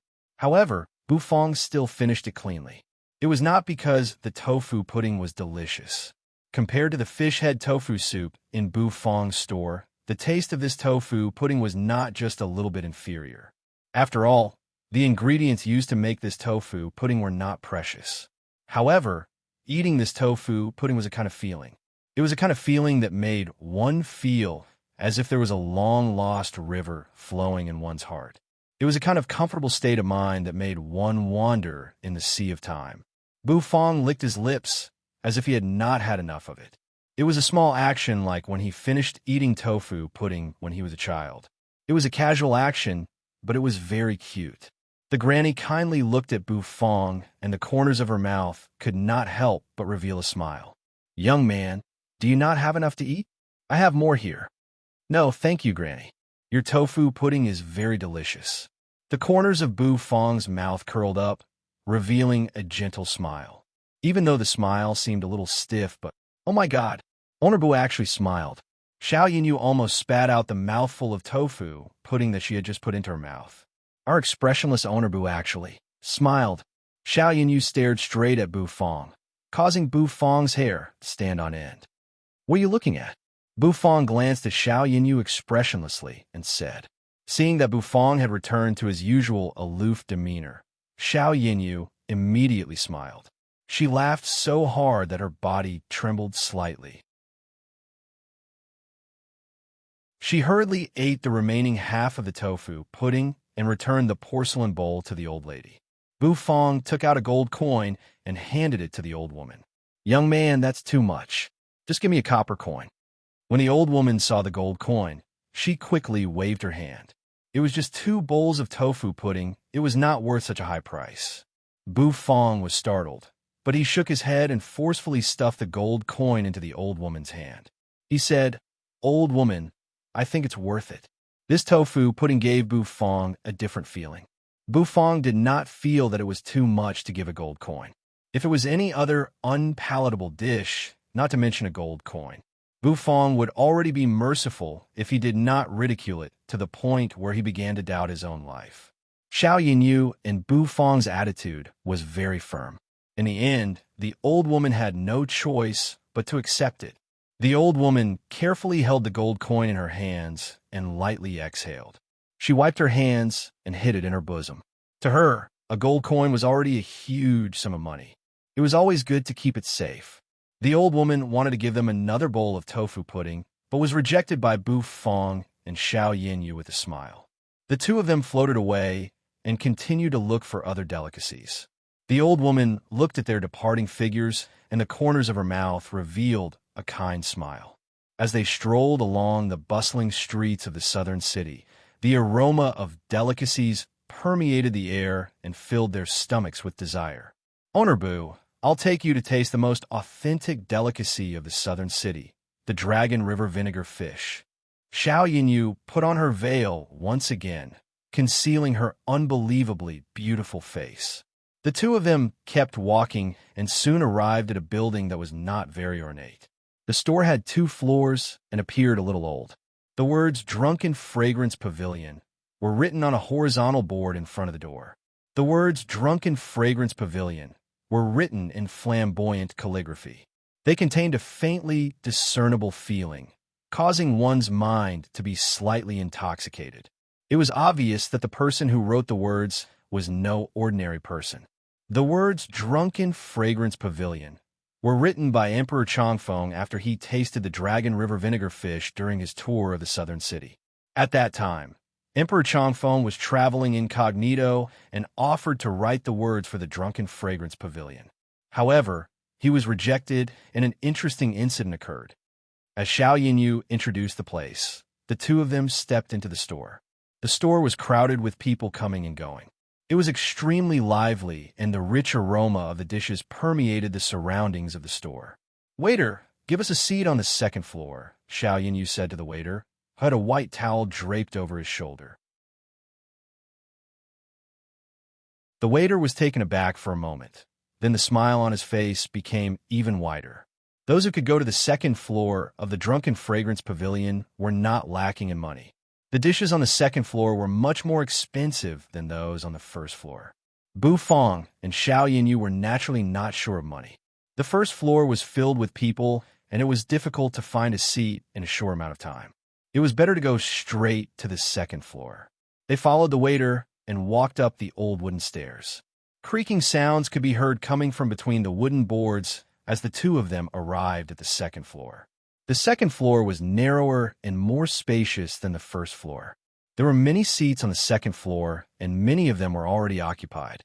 After finding a seat by the railing, the 2 of them sat across from each other. Bu Fong turned his head to look at the scenery below. He could see the bustling streets of the southern city with lanterns, tourists, scholars, and beautiful women. Waiter, bring us a serving of Dragon River vinegar fish and a serving of foie gras and sauce. The waiter gently squinted his eyes and said to the waiter. His mesmerizing gaze caused the waiter to fall into a trance. The waiter quickly came back to his senses, nodded his head, and turned to leave. The fish for the Dragon River vinegar fish is a fat fish from the big river outside the southern city. The grade of the fish is not high, only second grade. However, its flesh is plump and has a fragrant aroma. Moreover, when the fish is cooked, it will be separated into slices and the texture will be excellent. Xiao Yinyu placed her slender wrist on the table and supported her chin with her hand. She blinked her beautiful eyes and looked at Bufang. Bufang nodded his head. Previously, when he was entering the city, he saw many fishermen fishing outside the city. The plump fish did indeed look delicious. The two of them chatted for a while before the waiter came back with a dish. It was a dish of foie gras and sauce on a porcelain plate. This dish is not considered authentic in the Drunken Fragrance Pavilion, but the taste is not much different from the authentic one. Honorbu, you can try it. This foie gras and sauce is a good appetizer.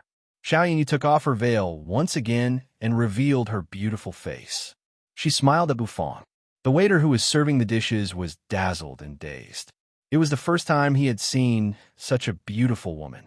However, he quickly came back to his senses and left in a hurry to continue serving the dishes. Bufang picked up a pair of bamboo chopsticks on the table and picked up a small piece of foie gras that was stained with a dark red sauce.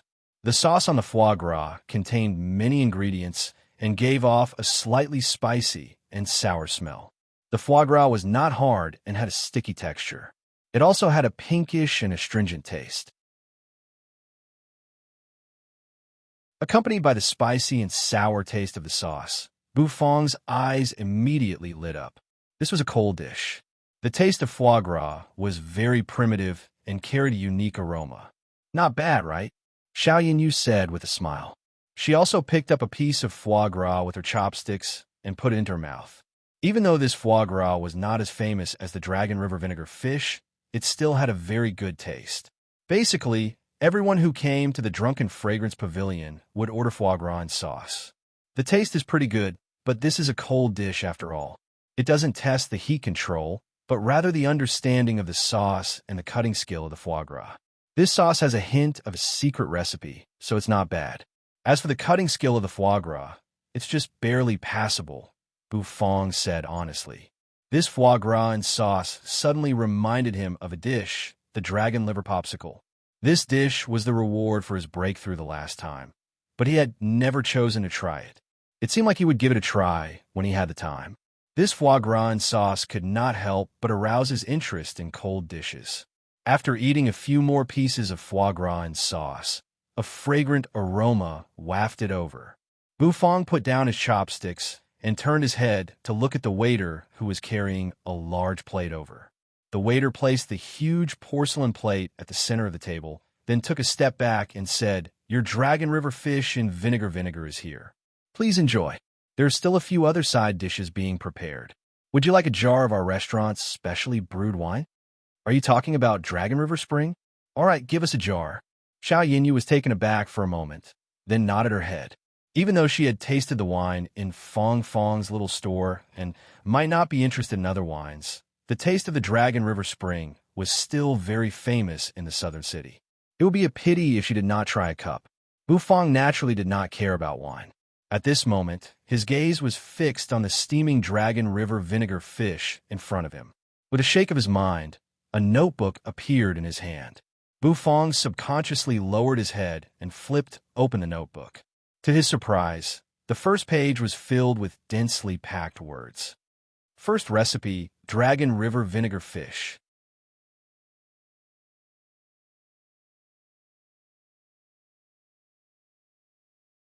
Chapter 251. Outside the southern city, the spring rain was pattering down. The scorching sun in the sky shone brilliantly, emitting a scorching heat. Beside the Dragon River, many people were quietly fishing. They held their breaths as they waited for the fat fish in the Dragon River to take the bait. On the Dragon River, there were also people quietly sitting cross-legged on the fishing boats. There were also fishermen using their nets to catch the fat fish in the Dragon River. Southern City's 10-mile pavilion. A group of people wrapped in black robes slowly approached. They wore bamboo hats and veils that covered their faces. No one could see their faces clearly. However, The aura they emitted was sinister and frightening. Many people resting in the 10-mile pavilion frowned and distanced themselves when they saw this group of people. These people made them feel uncomfortable. The southern city is in front of us. The big river surrounding it is the Dragon River. A hoarse voice rang out, causing the group of people to stop in their tracks. Dragon River? Hee hee. This time, let's make it a real Dragon River. Another hoarse voice rang out and resounded in everyone's ears. The others also followed suit and laughed out loud. The group of people walked along the small path and arrived in front of the Dragon River. Feeling the waves of the river, the faces under the bamboo hats seemed to be filled with excitement.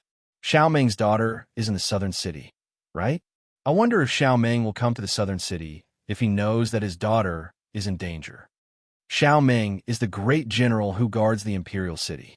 He won't leave the imperial city to come to the southern city so easily. However, no matter what, we still have to carry out our plan. The hoarse voice chuckled. Then, they didn't say anything else. One by one, they urged the true energy in their bodies and condensed a mysterious black magic array in their hands. A strange aura surged within the magic array. Enter the water. All of a sudden, a loud roar came from the group of 5.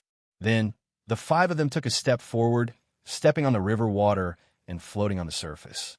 The 5 people's palms, which had the black magic array revolving around them, suddenly reached into the river. A peculiar fluctuation spread out, and ripples surged out, covering the entire river region. Many people who were fishing opened their eyes, and a trace of doubt flashed across their eyes.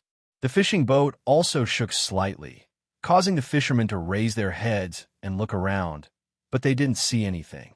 The 5 of them pulled their arms out of the river and let out low laughter. When they returned to the shore, the formation in their hands had already disappeared. The 5 of them just stared at the Dragon River.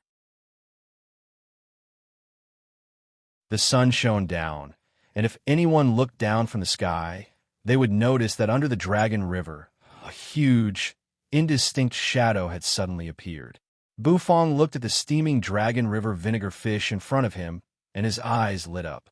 The dark brown gravy was poured over the fat fish, and the white and fragrant flesh of the fish exuded a rich fragrance that made people want to take a deep breath. The fat fish was very big, so it was directly cut into 2 halves by the chef, male and female.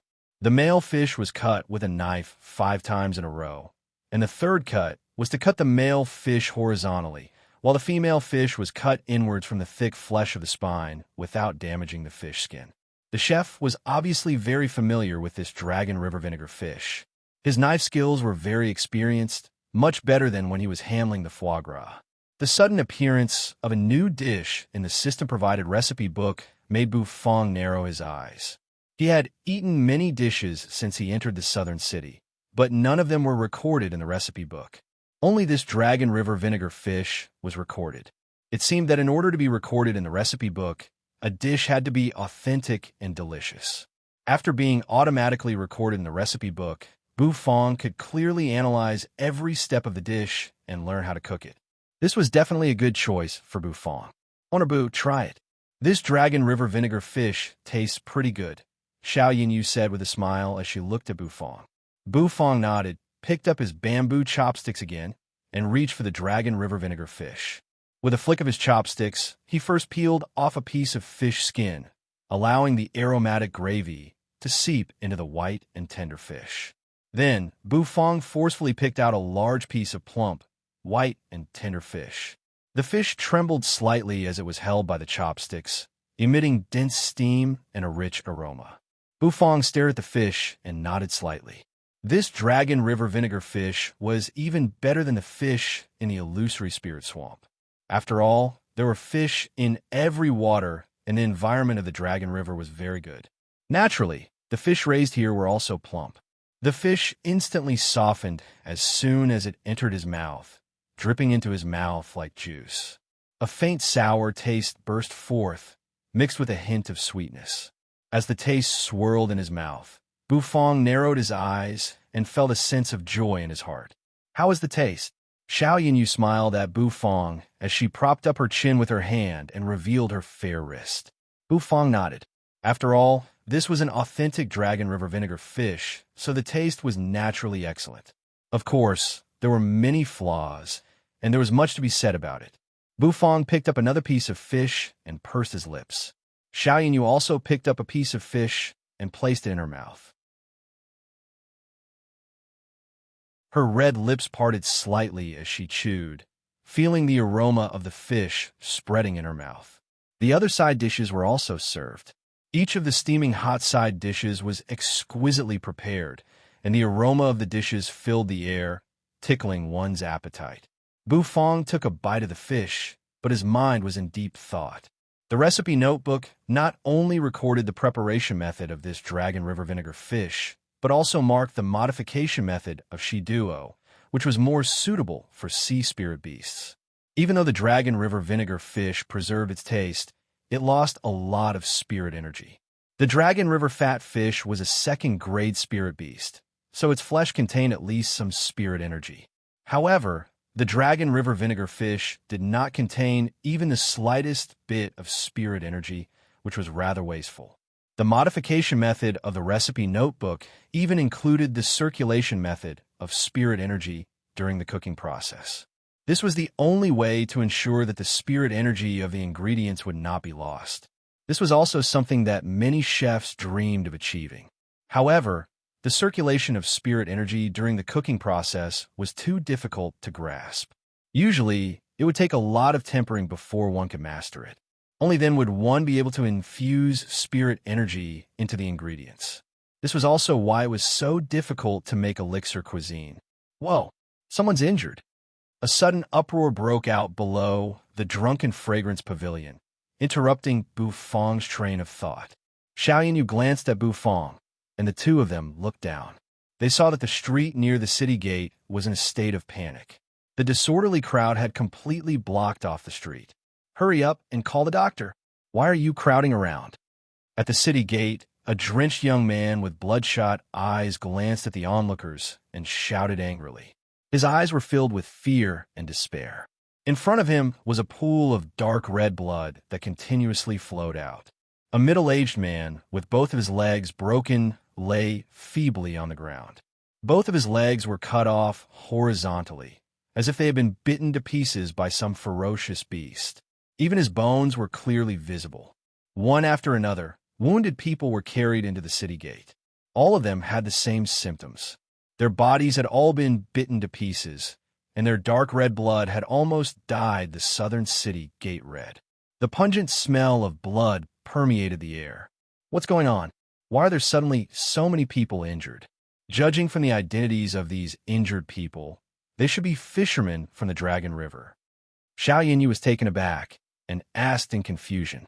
As the moat of the southern city, the Dragon River was home to quite a number of spirit beasts. However, their grades were not high. The cultivation level of these fishermen was only at the first or second grade, and their true energy was extremely weak. However, it was enough for them to feed their families. In previous years, such a tragic scene would only occur when a few fishermen accidentally stumbled into a powerful spirit beast and were bitten.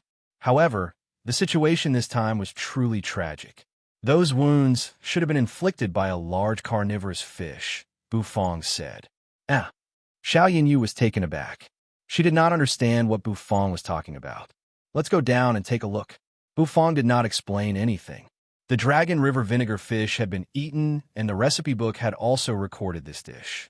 Bu Fong no longer lingered on this imperfect Dragon River vinegar fish. Moreover, the thick smell of blood that permeated the air also affected Bu Fong's appetite. The environment had a huge impact on one's appetite. Xiao Yinyu nodded and put on her veil once again. Bu Fong called for the waiter and handed him 2 gold coins. Without asking for change from the waiter, the two of them went straight down the stairs and headed toward the tragic scene at the city gate. On the main street, armored guards were galloping toward the scene. They quickly sealed off the scene and evacuated the citizens, maintaining order in the city that was on the verge of collapse. Outside the city gate, there was still a continuous stream of injured fishermen being carried in. The hearts of the citizens of the southern city sank. It seemed that the spirit beast that had accidentally entered the Dragon River this time was very powerful. There's a monster! The area outside the city gate suddenly became a little restless and chaotic. The frightened cries of the fishermen rang out, and the crowd surrounding the city gate began to panic. A deep roar of a beast came from outside the city.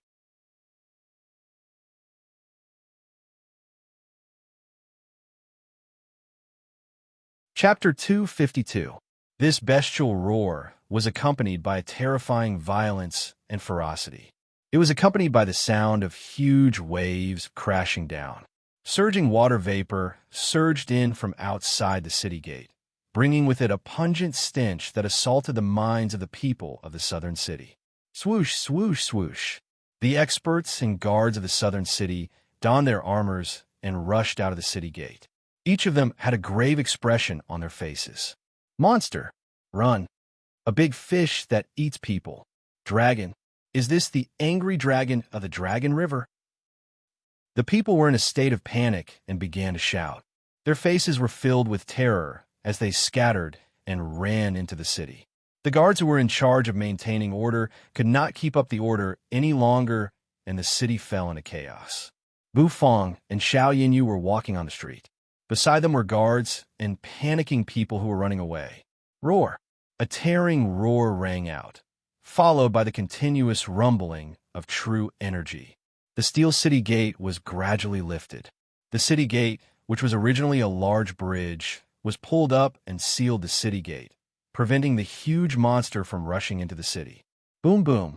Monstrous waves suddenly surged up and almost overflowed into the city from outside the city wall. Some ice-cold water seeped out from the cracks of the city gate. Bu Fong and Xiao Yinyu intended to continue forward, but they were already stopped by the guards. Bu Fong frowned. Xiao Yinyu was about to say something to the guards when a large group of people rushed in from afar. Yinyu, so you're here. It's very dangerous outside. Hurry and follow us back to the Xiao mansion. The leader was a middle-aged man dressed in a luxurious brocade robe. He had a beard and was standing with his hands behind his back. When he saw Xiao Yinyu, a hint of joy immediately appeared on his face, and he hurriedly said, there were many people behind this middle-aged man. These people seemed to be from a Xiao family. They were dressed in luxurious clothes, and there were faint waves of true energy circulating around their bodies. The maid who was called back by Xiao Yinyu earlier was cowering in the crowd. Xiao Kaching, do you know what's going on outside? Xiao Yinyu ignored the middle-aged man's words and asked in return. Xiao Kacheng, who was the middle-aged man, suddenly froze. He looked outside the city gate and curled his lips. It should be a spirit beast from the endless sea that accidentally sneaked in along the river. This kind of thing is not uncommon in South City. Maybe the spirit beast this time is a little more terrifying. As soon as his voice fell, the huge steel city gate let out a loud noise. Boom! It was as if some huge creature was slamming against the city gate. The gate creaked as if it couldn't bear the weight, and the cold river water poured in from the outside. Xiao Kacheng's heart suddenly trembled, and the expression on his face became somewhat ugly. Judging from its aura, could it be a 7th-ranked spirit beast? However, since it was a 7th-ranked spirit beast, how could the guards at the seaport not notice it? With such a big head, even a blind person would be able to see it. Xiao Yinyu's tone was somewhat cold. The tragic scene at the city gate just now already made her heart tremble. If this was caused by the guard's mistake, then it was absolutely unforgivable. Miss Xiao, don't worry. There is definitely something fishy about this matter. The guards at the seaport are all my soldiers. They would never make such a big mistake. I can guarantee it with my life. In the distance, a group of guards approached. They were led by a tall and sturdy man who emitted a somewhat oppressive aura. This person was the commander of South City, Chang Shan, an expert of 6th grade Battle Emperor level. It was simply unimaginable for such a huge 7th-ranked spirit beast to suddenly appear in the Dragon River. Even if the guard relax, They would never allow such a huge spirit beast to sneak into the city. Bufang silently stood at the side, calmly watching the group of people that suddenly gathered. His heart was as calm as still water. Outside of South City, a gigantic, monstrous fish was constantly ramming against the towering city walls of South City. That monstrous fish was extremely large, and the scales on its entire body flickered under the light, stimulating the eyes of people. When a monstrous fish opened its mouth, it was filled with ferocious teeth that were as sharp as steel blades. Moreover, there were layers upon layers of densely packed teeth, causing people to feel numb all over.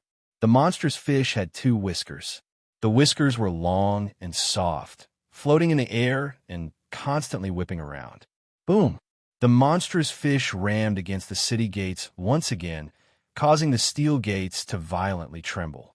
At a place far away from the Dragon River, 5 mysterious men wrapped in black robes and veiled bamboo hats stood upright, overlooking the monstrous fish that was ramming against South City. The 7th grade burst dragon demonic fish is a rather terrifying Lord-level spirit beast, even in the endless sea. Using the Lord Priest summoning method to summon this monster, South City is really in trouble. A hoarse voice rang out. With this beast around, South City probably won't be able to break through the blockade in a short period of time. Xiaoming's daughter is probably also trapped within the city. I'm afraid this news will soon spread back to the Imperial City. I'm not sure if Xiaoming will come to rescue his precious daughter. Kakik, the Light Wind Empire will soon descend into chaos. Since the High Priest has already promised to help that Ji Qingyu, he will naturally do so. Only chaos will give us a chance.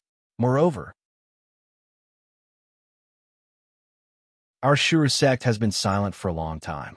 I'm afraid that the barbarians of the southern region have already forgotten the fear they once had. The hoarse voice continued to ring out, with a hint of delight mixed in it. Pitch black, true chi flowed over their bodies, slowly flowing. Yes, the Light Wind Empire is but a small place. It's just a stepping stone for our Shura sect to rise again. Swoosh! Chang Shan, who was clad in armor, stomped on the city walls with 1 foot. Then he exerted force and leaped high into the air, landing steadily on top of the city walls. He looked majestically towards the outside of the city gates, his eyes filled with solemnity. Roar! A fishy stench assailed Chang Shan's nostrils. The thick stench of blood, along with the densely packed rows of sharp teeth, filled his eyes. Chang Shan's body immediately stiffened. With an angry roar, true energy erupted from his entire body. A long spear appeared in his hand, and as the true energy dispersed, a frightening spear light ruthlessly pierced forward. The spear pierced straight into the hideous mouth. Chang Shan's body tensed up as he felt a terrifying force burst forth from the arm that held the spear. The spear was flung away by this tremendous force, and he was forcefully thrown off the city walls. With a somersault, Chang Shan steadied himself. The crowd immediately let out cries of alarm. Previously, when they saw Chang Shan make his move, a glimmer of hope emerged in their hearts. But now, even the strongest warrior of the southern city was sent flying with a single move. Their hearts immediately sank to the bottom. Yinyu, it's dangerous here. Let's hurry and leave. Xiao Keqing's eyes flickered as he turned around and said to Xiao Yinyu. Xiao Yinyu shot him a glance and furrowed her pretty eyebrows. However, she couldn't be bothered with him and continued to stare at the city walls with a solemn expression. If even Chang Shan couldn't stop that monstrous fish, then the southern city was truly in danger. Yinyu, don't be stubborn. Follow us back to the Xiao mansion. Xiao Keqing's face was somewhat gloomy as he coldly said. Bufang thoughtfully glanced at Xiao Keqing. Let's go ahead and take a look, Bufang calmly said to Xiao Yinyu. When Xiao Yinyu heard Bufang's words, her eyes immediately lit up. Could it be that Owner Bu was going to make his move? After all, Owner Bu was followed by that powerful puppet. What are you looking at? Who do you think you are? If you want to die, then go ahead and die by yourself. Don't drag Yinyu down with you. Xiao Keqing was currently at the peak of his anger because he couldn't deal with Xiao Yinyu. With Bufang's words, he immediately found a place to vent his anger. Xiao Keqing's cultivation level was not high. He was ranked third in the Xiao family and was mainly in charge of the Xiao family's business. He didn't really care much about cultivation, so he couldn't see through Bufang's cultivation level at all. Moreover, with Bufang's young appearance, he didn't look like someone with a high cultivation level. Therefore, Xiao Keqing could reprimand him without worry. Bufang knitted his brows and glanced at Xiao Keqing, who was looking at him with disdain. He suddenly twitched the corner of his mouth, clasped his hands behind his back, and turned around to leave. Very well, what you said makes sense. Bufang turned around and walked into the city. Xiao Bai's mechanical eyes flickered, glanced at Xiao Keqing, and then blindly followed behind Bufang. Xiao Yinyu was dumbfounded. Anger suddenly surged in her eyes. Xiao Keqing, you are really an idiot. Owner Bu's strength might not be enough to deal with that strange fish, but do you know how terrifying the puppet beside Owner Bu is? That is a puppet that can deal with an 8th grade war god. With such an existence, the strange fish outside the city is nothing.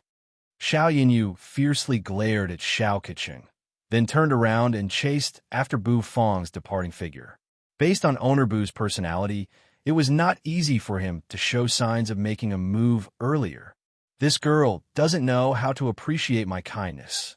Xiao Keqing looked at Xiao Yinyu's departing figure with a gloomy expression. She actually humiliated him just for a strange young man. After all, he was the third master of the Xiao family in the southern city. Go after her. We must bring Xiao Yinyu back to the Xiao family. Xiao Keqing took a deep breath and calmed the anger in his heart. He then said to the group of people around him,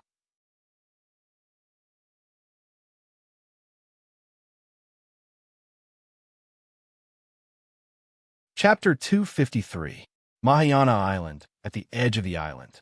Walala. Waves covered in white foam surged forward and fiercely slammed into the reefs on the shore.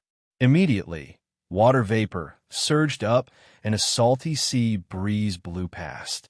On a huge reef at the edge, a tall and sturdy figure stood proudly. This person had sword-like eyebrows and starry eyes.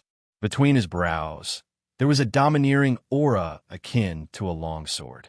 Gazing at the endless coastline, Ji Qingyu took a deep breath and then slowly exhaled. A rustling sound came from behind him. Zhao Rouge was wearing a long white robe. As the sea breeze blew past, the hem of his robe was constantly fluttering and his hair was also somewhat disheveled in the wind. Zhao Rouge did not like islands. The wind on islands was too strong and always hurt when it slapped on one's face. In addition, there was an unpleasant smell of seawater. The imperial city was better, prosperous, and noisy. Congratulations on recovering your cultivation level, Qingyu. Zhao Rouge smiled and cupped his hands toward Qingyu. A handsome smile bloomed on his face. Ji Qingyu slowly turned around and looked at Zhao Rouge with a gaze that was like lightning. Why did you and your son go through so much trouble to help me? Ji Qingyu had always been puzzled. Zhao Musheng was an elder of the Mahayana Island. In his impression, even though the Mahayana Island was powerful, when facing the Light Wind Empire, they were powerless. However, when he actually stepped onto the Mahayana Island, he finally understood how terrifying this power was. I don't know about that. I was just following my father's instructions. Besides, we helped King you become the ruler of the Light Wind Empire. So King you rewarded us. Isn't that just nice? We each get what we need. Zhao Rouge faced the sea with a smile on his face. The Mahayana Island was not small. It was rich in spirit energy, mountains, and rivers. The scenery was quite beautiful. King Yu, since your cultivation level has recovered, it's about time to return to the continent. We've already helped you prepare the situation on the continent. The rest is up to you. Of course, if you need any help, feel free to look for us on the Mahayana Island. We'll help you as much as we can. Back to the continent, Ji Qingyu's eyes flickered with a vague light. The corners of his mouth suddenly widened. Yes, it's time to go back. By the way, Qingyu, I have another piece of news for you. The eunuch guarding the imperial mausoleum seems to be very angry about your escape. He has already personally taken action to capture you and bring you back. You might run into him as soon as you return to the continent. Let me give King Yu a heads up first, Zhao Rouge said as he looked at Ji Qingyu playfully. Lien Fu. Yeah, he was a 7th grade battle saint after all. However, he suddenly wanted to experience the strength of a battle saint. Ji Qingyu's expression froze as he looked at the boundless ocean. The outskirts of Southern City quietened down. The sudden silence made many people take a deep breath. The citizens in the city patted their chests as a relieved smile appeared on their faces. Chang Shan, who was on the city wall, slumped to the ground. Unlike the cheering crowd below, his heart was heavy. Looking down from the city wall, he could see the huge shadow within the Dragon River. That shadow was emitting a huge pressure that made it difficult for him to even breathe. A 7th grade spirit beast was indeed too terrifying. Damn it, how'd such a huge beast get in here? Chang Shan punched the stone wall. He did not use any true energy, but he immediately felt a wave of pain. He recognized this spirit beast. It was a 7th grade burst dragon demonic fish, a frightening spirit beast in the endless sea. It was extremely destructive and had a vicious nature. It was impossible for this kind of spirit beast to appear in the Dragon River. Holding onto the wall, Chang Shan slowly left the city wall. He led the guards toward the city lord's mansion. He had to inform the city lord of Southern City of this matter. Currently, the burst dragon demonic fish had calmed down. However, no one knew when this beast would cause trouble again. Moreover, because the Dragon River surrounded Southern City, the few city gates of Southern City had to be sealed. This meant that Southern City might be cut off from the rest of the world. This could not be considered as good news. The Shao Mansion was located in the most flourishing area of Southern City. It was not far from the City Lord Mansion. The Shao Mansion's status in Southern City was not low. It was one of the few great financial magnates. Perhaps its background was a little lacking, but with Xiao Ming's name, the financial magnates of Southern City had to give the Xiao family some face. Yin, are you really going to bring this kid into the Xiao family? The old man will be angry. Xiao Kacheng, who was walking in front, shot a glance at Bufang, who was walking leisurely behind him. A hint of disgust flashed through his eyes. In his opinion, this kid with a puppet was definitely sticking to Xiao Yinyu in order to curry favor with the Xiao family. Third uncle, I respect you as an elder, so I address you as third uncle. Owner Bu is my friend. Can't I invite him to be a guest of the Xiao family? If you continue to ask these meaningless questions, don't blame me for falling out with you.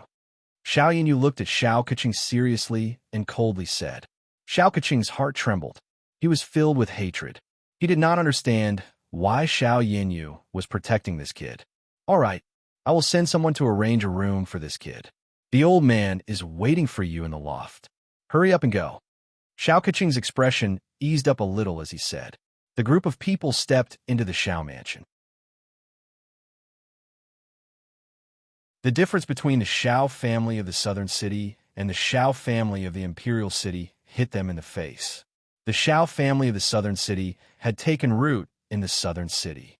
Although their background was not comparable to that of the established forces, they still had a few generations of reserves. They could not be underestimated. The simple and unadorned garden occupied a vast area.